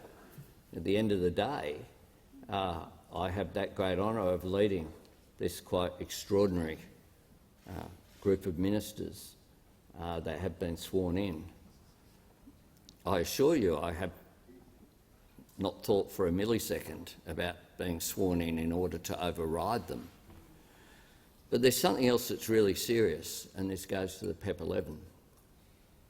There are a range of ministerial responsibilities, including the responsibilities that the Minister for the Environment has, for example, but the Minister for Resources, the Minister for Immigration, a range of ministers have portfolio responsibility. The acts have been written very clearly so that it's not the minister in consultation with the Prime Minister or with someone else. They're written that way so that the minister can take account of all of the evidence that's before them and then make a decision that is their decision, that they own. When the PEP 11 decision was made, there was no transparency about the Prime Minister saying he was doing it as the Minister for Resources. The exact opposite occurred, and the Minister for Resources didn't say that he had been overridden. It was the Minister for Resources' job to do that. If the Prime Minister, and under the Liberal Party system it's easier than under our system, which elects our ministry, but a Prime Minister who asks for a minister's resignation receives it without exception. I've never seen that not occur. And then they appoint someone else to that job. That's the appropriate course to take under the Westminster system. And if a decision's made that a minister feels that they can't, in all consciousness, continue to serve, then they resign. And that happens under our system. It happened under the former government that I was proud to serve in. So I think that, and I'll conclude with this comment, and I thank the House for the extension. I'll conclude with this comment. I thought this morning we would see some contrition, a semblance of contrition. We got none of that. We got hubris, and we got arrogance, and we got denial, and we got a former Prime Minister who, in spite of the fact that when we appointed, and there were a range of things that we could have done as a government, there wasn't a royal commission like occurred into former Labor leaders' activities of, for example, against former Prime Minister Gillard, and something that might have occurred or alleged was to have occurred a long, long time before she was in Parliament. That's what the former government did. That's what the former government did. There was none of that from us. None. None. We appointed a former High Court judge, Virginia Bell, to undertake an inquiry. We did that under the expectation that there would be cooperation with it, but the former Prime Minister chose to only talk to that inquiry through his lawyers, in spite of his public comments at the time that there would be full cooperation with it. This morning, what we saw was just a justification of his government's record. Now, some of that is quite rightly the subject of political debate, and we will agree on some of it and disagree on some of it. There are many things that the former government did to deal with the COVID pandemic that we supported wholeheartedly. There are other things that we think could have been done better. That's quite rightly the subject of political debate. That's not what is before the House today. What is before the House today is whether the former Prime Minister's actions in being given responsibility to administer a whole host of portfolios, which even after the first two came out as a result of him feeling it was okay to tell two journalists what was going on, is how the first two came out.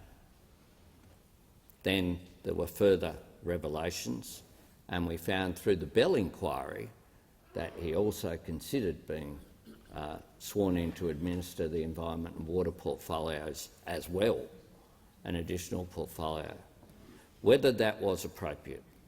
Secondly, whether there should have been transparency about that. There should have been. There should have been. The former Prime Minister owes an apology not to people who he shared brekkie with at the Lodge.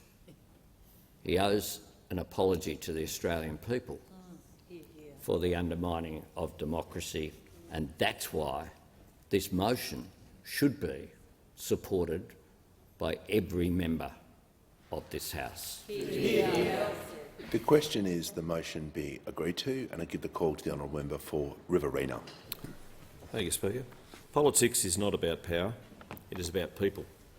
Representing those people and speaking up for them loudly, often and passionately. I've lived my life by this motto: I promise not to be silent when I ought to speak. That is my commitment to the people of the Riverina and to this parliament. They are the words I concluded my inaugural speech to the House of Representatives in 2010. It is with a heavy heart I come to this dispatch box to make my contribution to this censure motion. I don't believe this motion is necessary. I appreciate what the Prime Minister just said.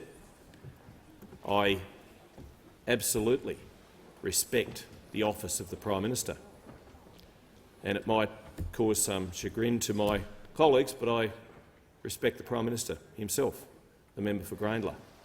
He and I have had a very good relationship over 12 years. I'm sure that will continue.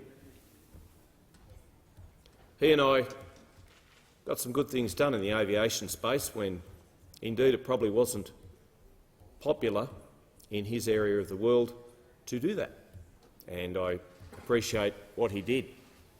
I also appreciate the fact that when I lost the Deputy Prime Ministership, he, along with everybody else, gave me a standing ovation, and it was a hard day.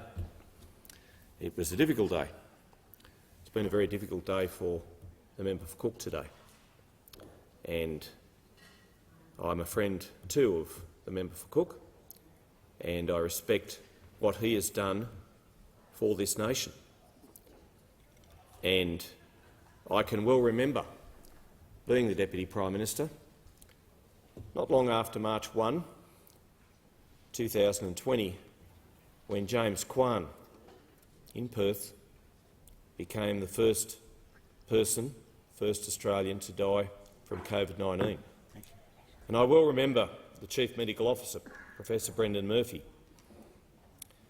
telling very few members around a very important table in a very high-level meeting the fact that we could potentially lose tens of thousands, 50,000 indeed, people.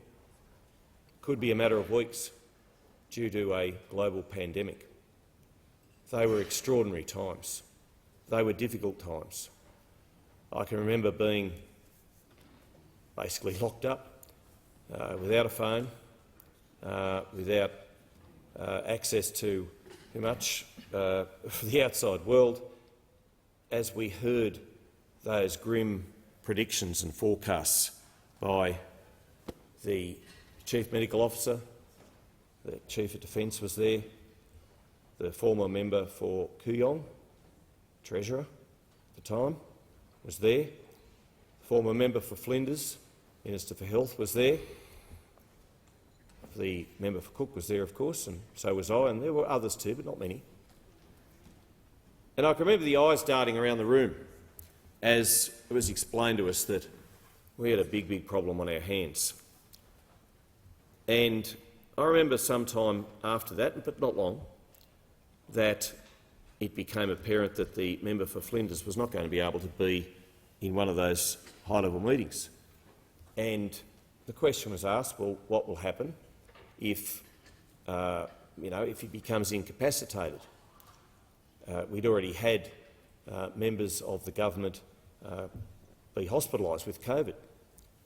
These were extraordinary times. I think we almost live these days, right now, in a fog of memory lapse about how difficult they were. I mean, we were seeing on morning television, in fact, by the hour, every hour, updates on how many, not deaths there were, not cases there were, but suspected cases. Police were tasked with the job of running around and making sure that people were in their homes and wearing masks and not being outside their local government area. These were extraordinary times. We were on basically a war footing, and the chief health officers right around the nation were fearful that we were going to have a repeat of the Spanish flu, which happened just at the end and a few years afterwards of World War I, when indeed we did lose tens of thousands of Australians, or in already extraordinary times, given the fact that so many were coming back from a war which claimed the lives of 60,000 on the battlefields of Europe and elsewhere. And it sent a shiver down our spines, the fact that Mr Kwan had died, that others were dying, and that we needed to close our borders. We needed to do whatever it took to keep Australians safe. We put in place JobKeeper. We've heard today, and it's not politicising it, that it saved 700,000 jobs. It did. I often hear from those opposite, and I'm not being political, I'm not being partisan, what did we get for the debt that we're now in? Well, what we got was people's jobs saved. We did. I appreciate that. I appreciate that, Meryl Swanson. But we also got people's lives being protected, being saved. And the member for Cook was leading that. And I know he's a man of faith. I know he has his faults. Who doesn't? My goodness, I've got untold faiths. Untold faults, just ask my wife. But he made decisions, and he took decisions that he needed to keep Australians alive, not just their jobs protected, but alive. And I know he made the point, and it's one of those difficult points to make, that had he been asked, but he was doing daily press conferences, and I'm sure, and being a former journalist, I often wondered why journalists just didn't say to him, Prime Minister, what would happen if the Minister for Finance or the Minister for whatever portfolio would come down with COVID? And I'm sure he would have said, well, I'll fill that role, or I'll appoint somebody else. Now, maybe that's not an excuse. Maybe it's not an excuse, and I see a couple of members murmuring and shaking their heads, but at the time it was low level compared to the ramifications of losing 50,000 Australians. And the member for Cook knows that some of the things that were done at the time were not right. There was no book that we could have got down from the shelf and said, opened it up and said, this is what we do on day 25 of a pandemic. We made decisions based on what we thought was best for all Australians. And I was asked when I received the email from former Justice Virginia Bell, AC, VB, about how I would respond and whether I would respond through a lawyer or through an email back. No, I faced her, because that's the way I am. I did face her, and I spent more than an hour on 18th of October answering her questions and telling her what I recall. And somebody said, well, what are you going to say? And I said, well, I'm going to tell her the truth. It's always a good place to start. My mother told me that. My mother was always right, as is my wife. I said I'll tell the truth, and I did. And it was a long and wide-ranging interview, let me tell you, and I spoke honestly and from the heart about what had actually occurred during those darkest days. And I made the point to her that had a journalist asked, and while those opposite may say it's no excuse, should have told, but there were lots of other things that were going on at the time that took precedence. And I'm not going to say it was just an oversight by the Prime Minister. I'm not the Prime Minister, I wasn't in his shoes, but he carried the hopes and the weight and the burden of a nation afflicted by a global pandemic, where at the same time Australians were being kept safe by the policies that we were putting in place. They were burying people in mass graves in New York. The coffins were loaded up in Italy to the point where funerals were being delayed and churches were filled with coffins which couldn't be held in morgues. And they, Italy and the United States of America, have good health systems, as do we. And I thank those health professionals who kept us safe as well. I thank all Australians for what they did. I don't believe that this censure motion is necessary. I think the fact that recommendations have been made by the Bell inquiry, I think they are sufficient.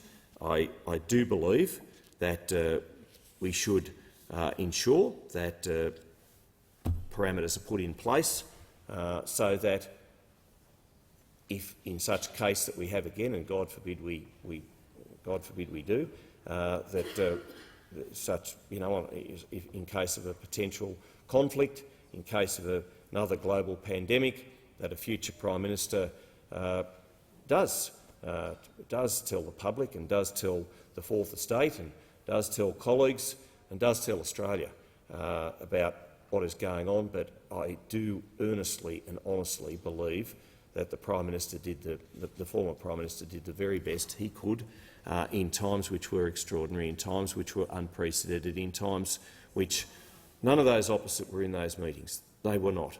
And they didn't have the weight of responsibility of 16, 18-hour days, day after day, being told by the Chief Medical Officer that tens of thousands of people are going to die, about premiers who, quite frankly, could have been a little bit more collaborative and cooperative in the National Cabinet process, and they could have. But somebody said to me at the weekend, Dan Andrews was re-elected. I'm surprised he's the worst Premier we have. And I said, well, Dan Andrews also followed the medical advice he was given, and credit to him for that. And I realised that Victoria were under very strict lockdowns. My daughter Georgina lives there, and I know the difficulty that she had teaching her classes.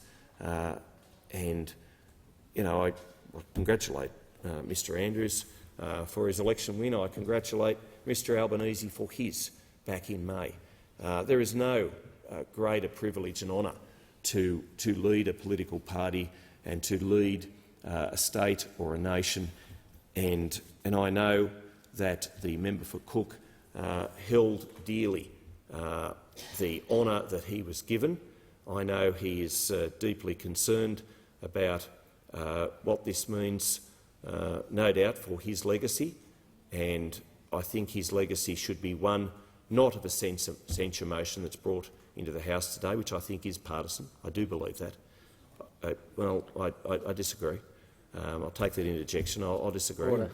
It's the great thing about democracy is we can all have different views and we can all hold fast to them. But I want Scott Morrison's legacy to be the fact that he led this nation as best he could. He led this nation ably. He led this nation honestly. He led this nation extremely well, and he kept Australians alive. He kept their jobs in place and intact in the most extraordinary and difficult times that this nation has had since World War II. And I regard him as a friend. I was proud to serve him as his Deputy Prime Minister. I don't know why you're shaking your head. You were not there. I was. And I very much admire the way he led this nation during very, very dark days. Thank you, Mr Speaker. I thank the member for Riverina. The question is that the motion be agreed to, and I call the member for Melbourne. Thank you, Deputy Speaker. Trust in democracy is already fragile. Parliament is already on the nose. Secret power grabs from politicians do not help. The Greens support this censure motion, and all the more so after the speech this morning from the member for Cook that was a logical and moral abyss. It was an embarrassing mess of unapologetic, inconsistent self-justifications that failed to recognise just how fundamentally the Australian people had been betrayed. Former Justice Bell nailed the point in her inquiry. You can't hold a minister to account if you don't know who the minister is. That is a fundamental point. The member for Cook this morning said that he had in part addressed that. He said that when a ministry list was tabled in here, it came with an asterisk and a footnote to it that said we should note that sometimes people are sworn in to administer other areas. Now, ministry list after ministry list was tabled in this place, and not once was this parliament told that the Prime Minister had now other ministerial responsibilities. And to say, as the former Prime Minister did this morning, that a footnote at the bottom of a ministry list that he tabled was enough tells us two things. Firstly, no reasonable person in this country, or indeed in this parliament, could look at that and say, oh, well, that means the Prime Minister now holds a number of secret ministries. No one. It beggars belief that any reasonable person could read that and think that. But the second thing it tells us is the fact that he came in here and relied on that today tells us he knew there was a problem at the time. He knew at the time that what he was doing needed some form of disclosure, and now he tells us a footnote at the bottom of a ministry list was enough. Well, the former Prime Minister knew at the time that this was a problem and did not tell people. That is what we have learnt this morning, is that he knew at the time that it was a problem and did not tell the parliament. Fundamental to the operation of this place is that those of us who aren't in the government are able to get up and ask ministers questions in question time, to move motions about ministers' conduct, to bring legislation in front of this place to regulate how ministers operate. And that's especially important for those of us on the crossbench who don't have the capacity, as an opposition does, to get up member after member after member in question time and ask a series of repeated questions. We have fewer abilities than an opposition does to hold a government to account, but so many of us were elected on the basis of improving integrity in this place and improving the standard of debate. And so the opportunities that we get are precious and we use them. And we've got to be informed about who we're trying to hold to account. And we can't be asking someone about a decision that they make or that they might make if it turns out that actually someone else is secretly responsible. That is the end of accountability in this parliament, if you don't have to tell this parliament who is responsible for making the decisions. But the former Prime Minister's speech also contained another glaring inconsistency that shows that he just doesn't get it.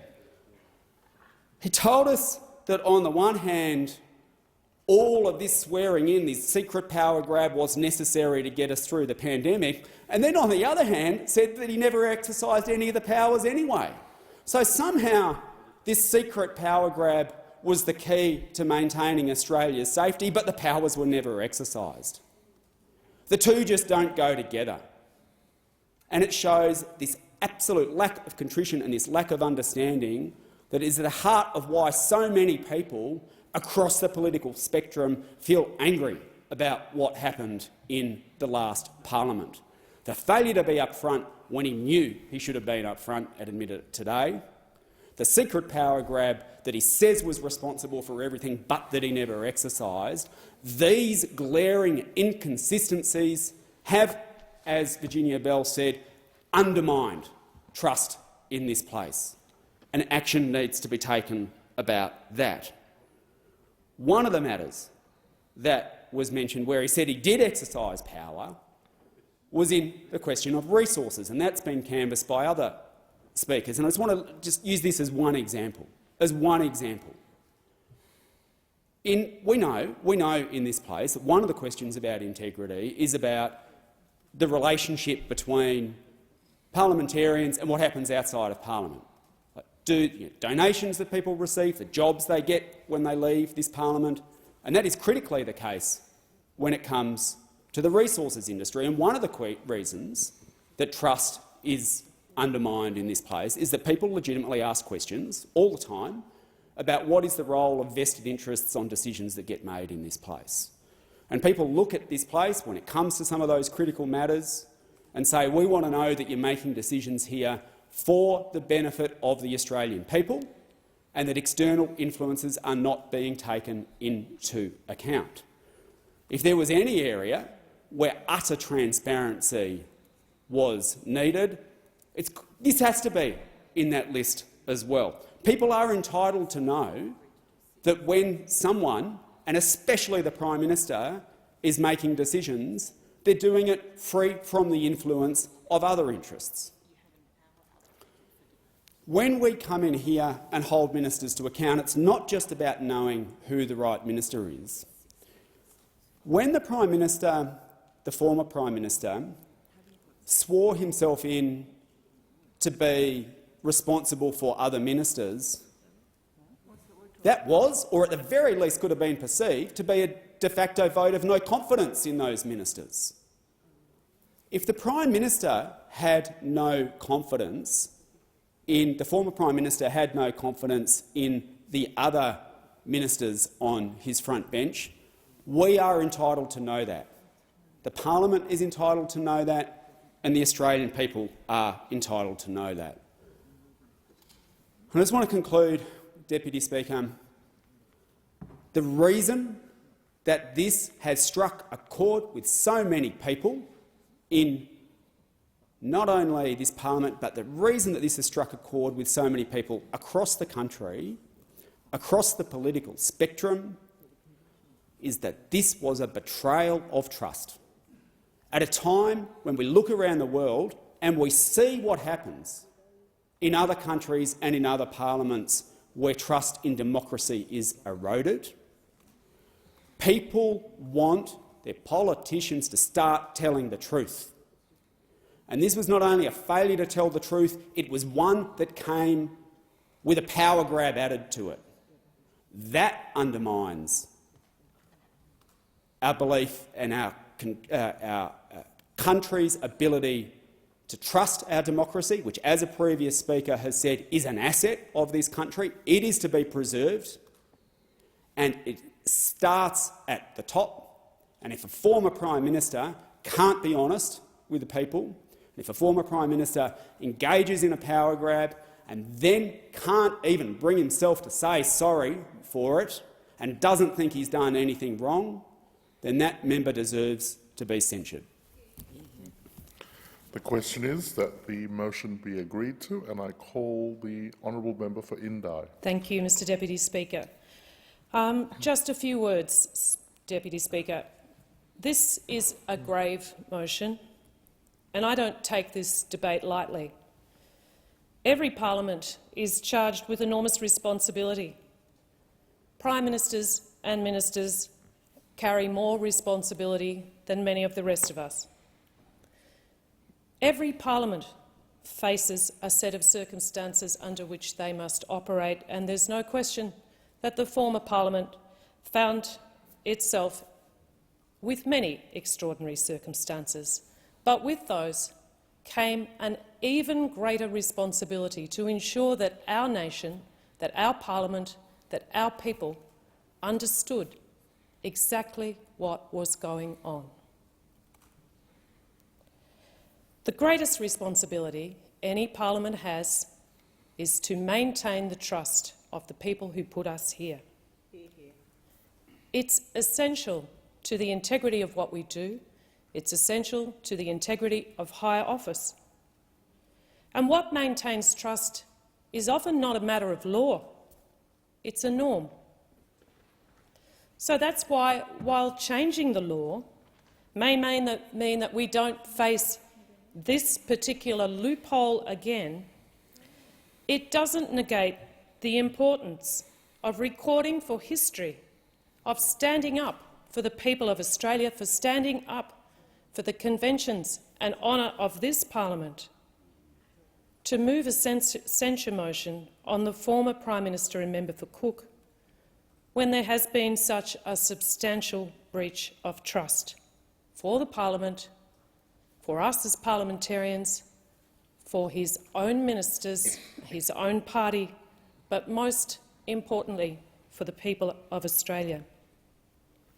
I listened carefully to what the member for Cook had to say this morning, and I found nothing in his explanation that could negate the need for this censure motion today.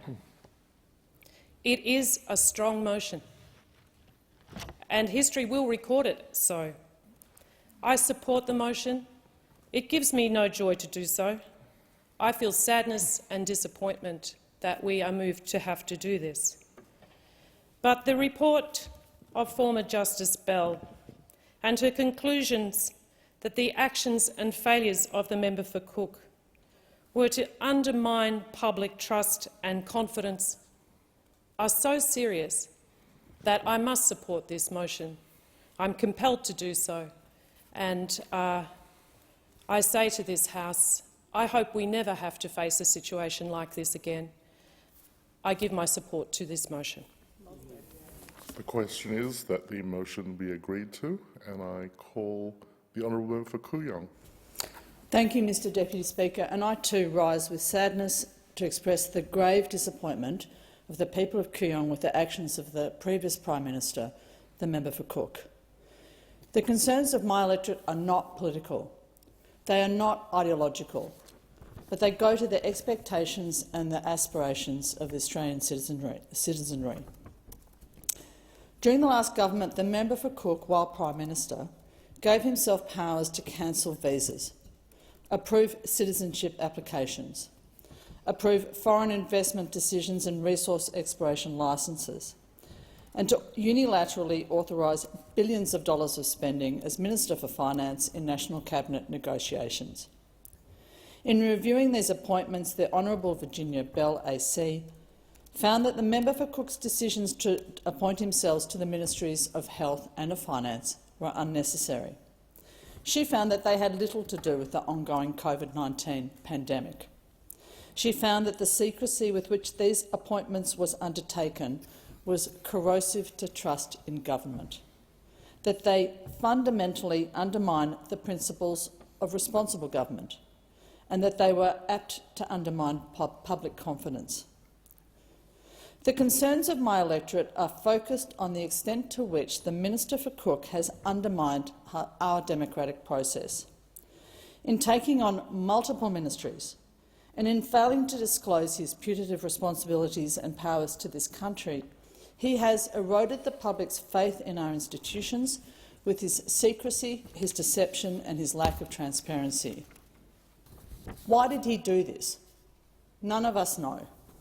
The member for Cook did not share his rationale with Ms Bell. He referred her to his public statements and to his Facebook posts. Did he share his reasons with those ministers who were aware of at least some of these decisions, the former member for Flinders and the current member for Hinkler? None of us know. What was the rationale he shared with those departmental secretaries and public servants who were aware of these decisions? None of us know. What was the rationale he discussed with our Governor-General? None of us know. This censure motion goes some way to affirming our respect as a parliament for the traditions of this place. This country has adopted a constitutional model of representative and responsible government. These principles rest on the many conventions that we must insist upon, irrespective of our political party. We rely on them, and we must recognise that it's our job. It is the Prime Minister's job more than anybody's to respect them. My predecessor in the seat of Kooyong, the founder of the modern Liberal Party, Robert Menzies, said in 1977 that the greatest system of political government yet devised is that of responsible government under the Crown. The member for Cook's actions are not in the tradition of responsible government, and they are not in the Liberal tradition. On behalf of my community, I say to the opposition, such that is actually present in the House, if it does not support this censure motion, It will be behaving politically rather than ethically. Were the members opposite really unaware of the member for Cook's actions, then they should condemn those actions as strongly as those of us who are situated elsewhere in this House. If the opposition really did not know about the member for Cook's actions as a leader, well, that smacks of incompetence. If they did know, then they were complicit with deceit. The Leader of the Opposition in the House has said that the member for Cook's behaviour was fine because it was not illegal or in breach of the Constitution. Is that really how low the bar is to be set by the Liberal and National parties? I call on all members of the House to show the Australian people that they renounce and resile from the member for Cook's actions as strongly as our electorates have. If we do not, we risk shattering the fragile trust given to us by our constituents. If we do not, then we will be telling the Australian people that we are content with representatives who undermine the principles of responsible government. If the opposition does not support this motion, it will be telling all Australians that theirs is not a party that has listened to the public and changed. Theirs is not a party of integrity and transparency. Theirs is a party which has made bad choices before, and stands by them now.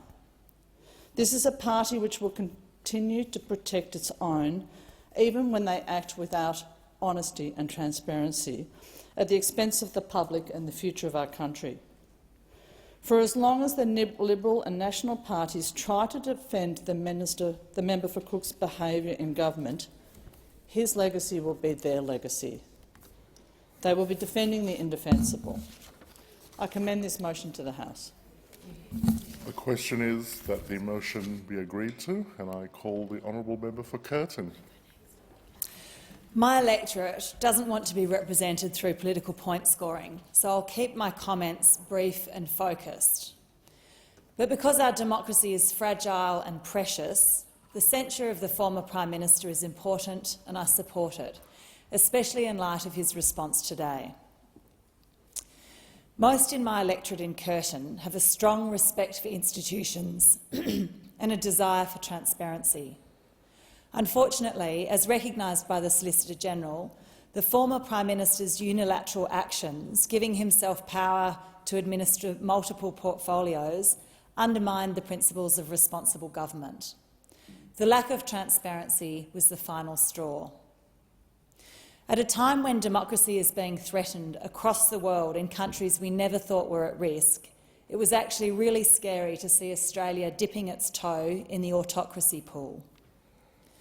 The visible lack of respect for our parliamentary institutions was one of the drivers behind the new force in Australian politics that is seated around me as I speak now. It may take some time to change a culture that considers these actions to be acceptable. But for now, it's vital that we draw a line in the sand and let the record show that the former Prime Minister's actions are unacceptable. This is not how democracy works in Australia. The question is that the motion be agreed to, and I call the honourable member for Mackellar. Thank you, Deputy Speaker. I too rise in support of this censure motion, and I'm deeply grateful for the opportunity to address the House on behalf of my electorate of Mackellar about the findings of misconduct by the former Prime Minister over his multiple ministry scandal.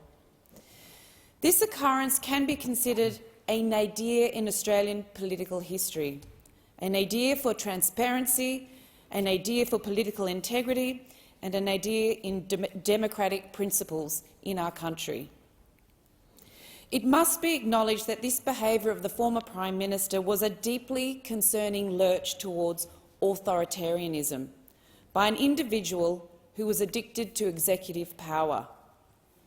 It is absolutely telling that soon after his election loss, during a sermon, the former Prime Minister told the congregation, "We don't trust in governments." Well, he knew well the reason why. The people of Australia expect and deserve a whole lot better than this. Australians deserve a political system we can trust. This type of behaviour, this attack on the integrity of our democracy by an individual must never be allowed to happen again. It is incredibly heartening, however, that this censure motion comes the day after the National Anti-Corruption Commission legislation was passed in the Senate, something the former Prime Minister promised the Australian people but failed to deliver. At the last election, the people of Australia stood up and demanded a political system that they could trust, and I applaud Australians from all over the country for taking this stand. Sadly, it came as no surprise to me and to so many people in my community of Mackellar to read former Justice Bell's findings. As we have all heard, the secret appointments to additional ministries were apt to undermine public confidence in government, were corrosive of trust in government. Her Honour described the member for Cook's behaviour as exorbitant, extremely irregular and bizarre. Such conduct obviously has widespread ramifications, and no one could have been closer to home for my electorate of Mackellar than the former Prime Minister's secret appointment as the Minister for Industry, Science, Energy and Resources. One of my key objectives from the first day I launched my campaign for election was to end the PEP 11 licence. The PEP 11 licence is a petroleum exploration permit granted by the Commonwealth Government for an area of ocean floor that extended all the way from Manly to Newcastle. Community opposition to any drilling for oil and gas off our coastline was as broad as it was strong. Clearly, the former Prime Minister was aware of the political expediency of abolishing the PEP 11 licence. With the election looming, we now know that he stepped in, secretly appointed himself Minister to override the existing Resources Minister and reject the renewal of the permit. That announcement was made by the Prime Minister in December 2021, 10 days after I launched my candidacy. It was clear there was a political purpose. And whilst the community welcomed this decision as a win for the people, however, there is now deep concern that a lack of proper procedure will expose this decision to challenge in the federal court.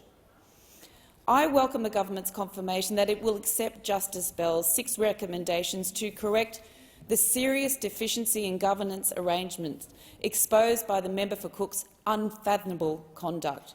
I support this censure motion.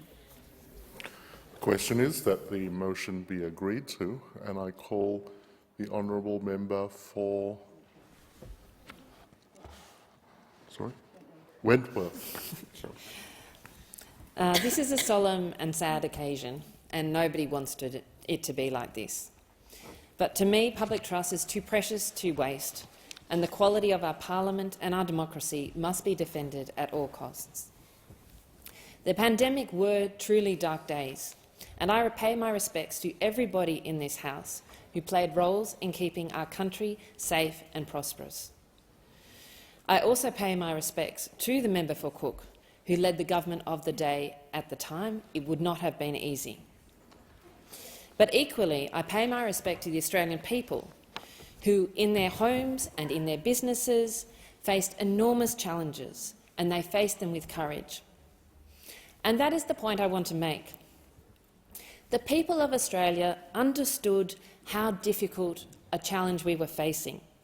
They faced their own darkest days. We owe to them the transparency and accountability of government in the most difficult times. They can handle that truth. And if those powers were indeed needed that the member of Cook spoke about, then the people of Australia would have understood, because we do understand and trust our governments, and we have that, I think, maturity in our democracy. We owe the people of Australia the transparency and accountability of actions in this House. And so I rise in support of this censure motion. As I said, it is a sad day and a very solemn day to ever pass a censure motion on any member of this House, particularly a former Prime Minister. But trust in government, in democracy, in this House and in our institutions is precious. It is a gentle flame. We can feed it so it glows, or we can actually just snuff it out so it flickers. We will know when that trust is completely gone. Our job in this House is to stoke the fire so it brightens and lights us all and in our country. Thank you. The question is that the motion be agreed to, and I call the honourable member for Goldstein. Thank you, Deputy Speaker. A censure motion is one thing, an apology is quite another. And had the former Prime Minister taken appropriate responsibility for his actions, I would not have stood up today. We are all privileged to stand in this place, and I am keenly aware of the trust placed in me by my community, a community that in large part voted for integrity out of frustration and a deep desire for a return to trust in leadership. Therefore, I do stand today to say accountability is at the heart of the Westminster system of government and at the heart of our democracy.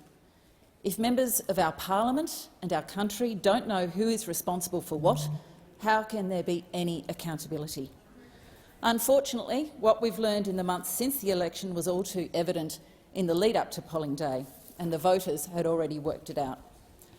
I came to this place after I learnt that the previous government had refused to listen to experts and experienced emergency services chiefs in the lead-up to the Black Summer bushfires. The former Prime Minister was fond of talking about the Canberra bubble, but if anyone was living in a parallel universe, it was him. And the penny has apparently still not dropped. Others can say more, but I will add that having directly witnessed the evolution of destructive gaslighting in the United States and its damage to trust and democracy, this has been a dangerous moment in our history. I won't labour the point other than to say that this is a disappointing and sad episode, and it's unfortunate that it's come to this. An unqualified apology from the former Prime Minister would have shown that he finally understands what a series of mistakes he made, how damaging it was to the integrity of our democracy and to the voters who elected him to the highest office in the land in good faith. But yet again, what the Australian people get from the former Prime Minister is more of the same, and therefore I support this motion. Thank you, Deputy Speaker. The question is that the motion be agreed to, and I call the honourable member for Warringah. Thank you, Mr Deputy Speaker. Standards are expected of a member of this House, and I think it's really important that we remember this. It's so important that Australians have trust in government. We know transparency and accountability have to be the absolutely most important values. And it's also really important to show leadership. At times, sometimes it will be easy and circumstances are going well and in your favour, and sometimes it will be hard. It might be pride swallowing hard. But leadership and real moral compass, I would say, and real strength of character is acknowledging error and apologising. I wasn't going to speak on this motion. I think it's an incredibly important time in our political history. It's a very important motion, a censure motion on the next Prime Minister, and I am very aware of the risk of it descending into political tit-for-tat, that this becomes too much of that. But the wording of the motion, and I thank the Leader of the House for that, the very important and stern findings of Her Honour Justice Bell, they say it all in the report. There really was very little that needed to be said above that, beyond acknowledging the importance of her findings. And I do disagree with some of the more political comments that have been made in some of the speeches this morning. But unfortunately, the facts raised in justification by the member for Cook make it necessary to speak and to indicate why I do support this motion. Because what was said did not in any way justify the secrecy, and the attempt to justify it on the extraordinary circumstances of COVID, I strongly reject, in particular when it relates to the resource portfolio and PEP 11. Democracy is fragile, and we all have a responsibility to protect it. Politics of accountability is important, and so I support the motion. The question is that the motion be agreed to, and I call the honourable member for North Sydney. Thank you, Deputy Speaker. Rising today to speak on this current motion is not something I do lightly, and in fact I rise with an incredibly heavy heart and indeed, like many of my other crossbench colleagues, would not have risen today had we not had a different response from our previous Prime Minister, the member for Cook. As we've heard from the member for Hotham, the member for Bass, the member for Indi, the member for Wentworth, the member for Goldstein, this is indeed a day where we should feel all very sad for what is currently occurring. I've seriously considered my position. At the time these actions came to light, I indicated very clearly that I wasn't interested in playing the man. I have run businesses during incredibly intense times, including the downing of the World Trade Tower in New York, where a number of people from my company were lost during that time. I'm not saying that's the same as running a country, but I do know what it's like to lead in an environment of extreme uncertainty, panic and fear. The reality is the outcome that we saw of this decision has reduced faith in our federal parliamentary system. Less than half of all Australians currently trust us. Less than half of all Australians currently trust our federal parliamentary system. We must do better. And so this censure motion today, for as taxing as it is, as emotional as it is, and as worrying as it is, must be passed, because we must say to Australians more broadly, we see you, we hear you, and more importantly, we undertake to represent you. We are here at your behest, and as such, issues such as integrity, transparency and accountability matter every day, especially when you're under pressure. Thank you. The question is that the motion be agreed to. I put the question. All of that opinion say aye. Aye. To the contrary, no. I think the ayes have it. Is a division required? Division required. Ring the bells for 4 minutes.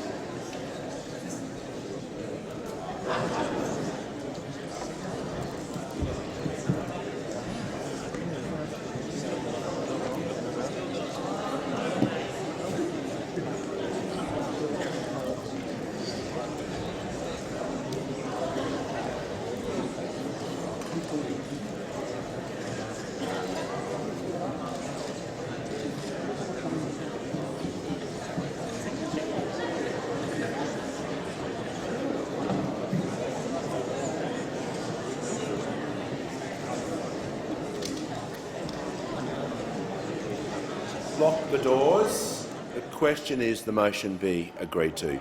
The ayes will pass to the right of the chair and the noes to the left. I appoint the honourable members for Werriwa and Beans as tellers for the ayes and the honourable members for Parkes and Grey as tellers for the noes.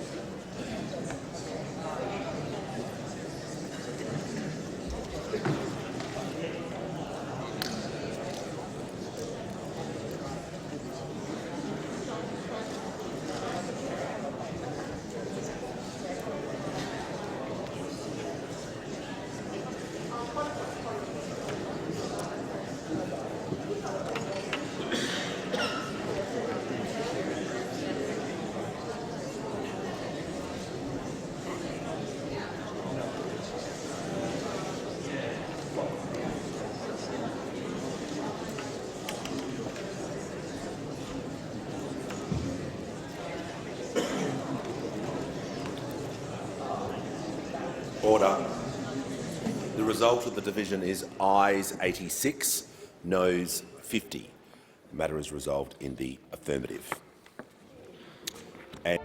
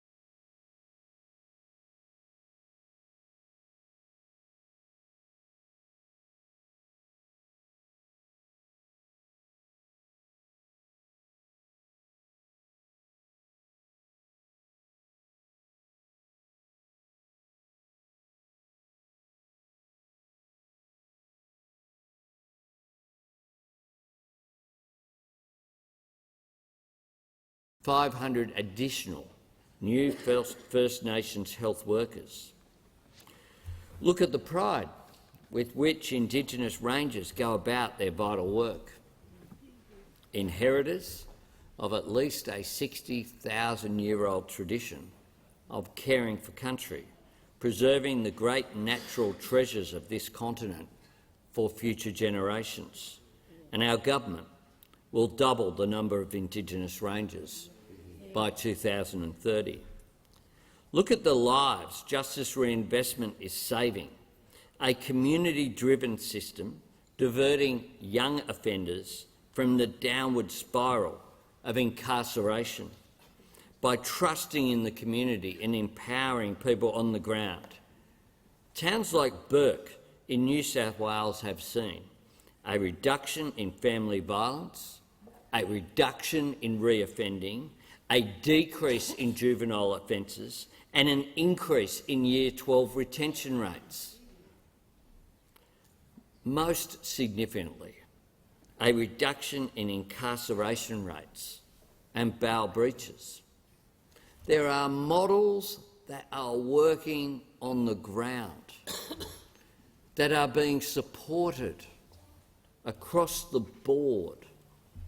In New South Wales's case, obviously, by the New South Wales government, with the support of the New South Wales opposition.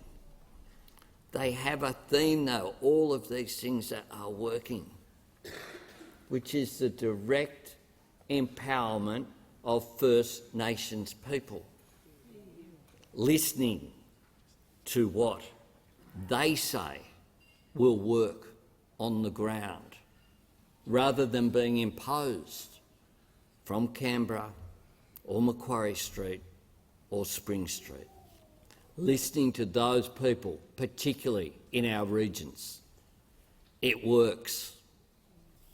On any measure, it works.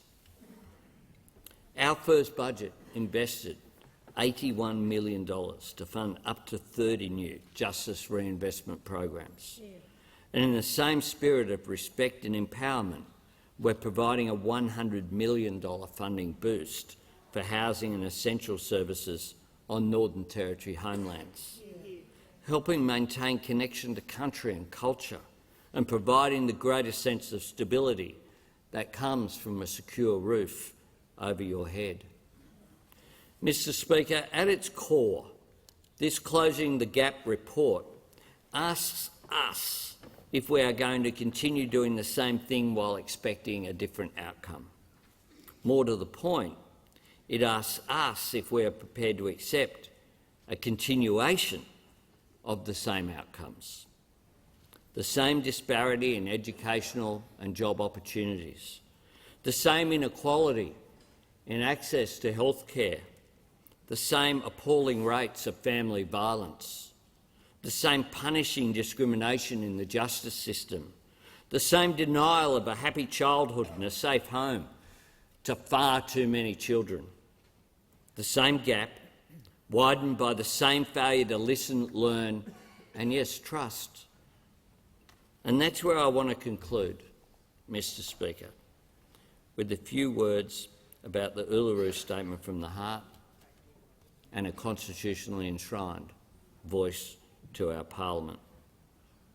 It's now been more than 5 years since over 250 delegates from Aboriginal and Torres Strait Islander communities from right across this vast land came together at Uluru to craft that gracious, patient, generous call for voice, for treaty and for truth.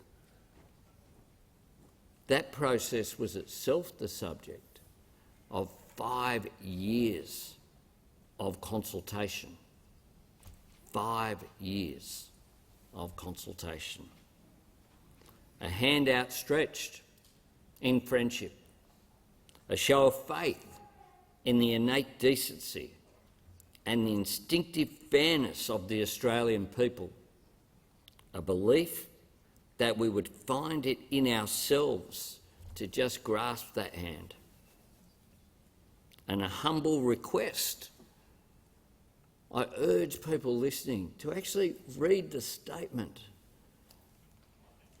People in the United States speak about how succinct the Gettysburg Address is. This is the Australian equivalent. So much said in so few words, and a humble request. At its heart, we seek to be heard. That is all they ask. Hear us. In asking for a voice to Parliament, Aboriginal and Torres Strait Islander people are seeking the right to be consulted about the decisions that affect their lives. They're asking for a say in the design of the specific programs which govern their communities.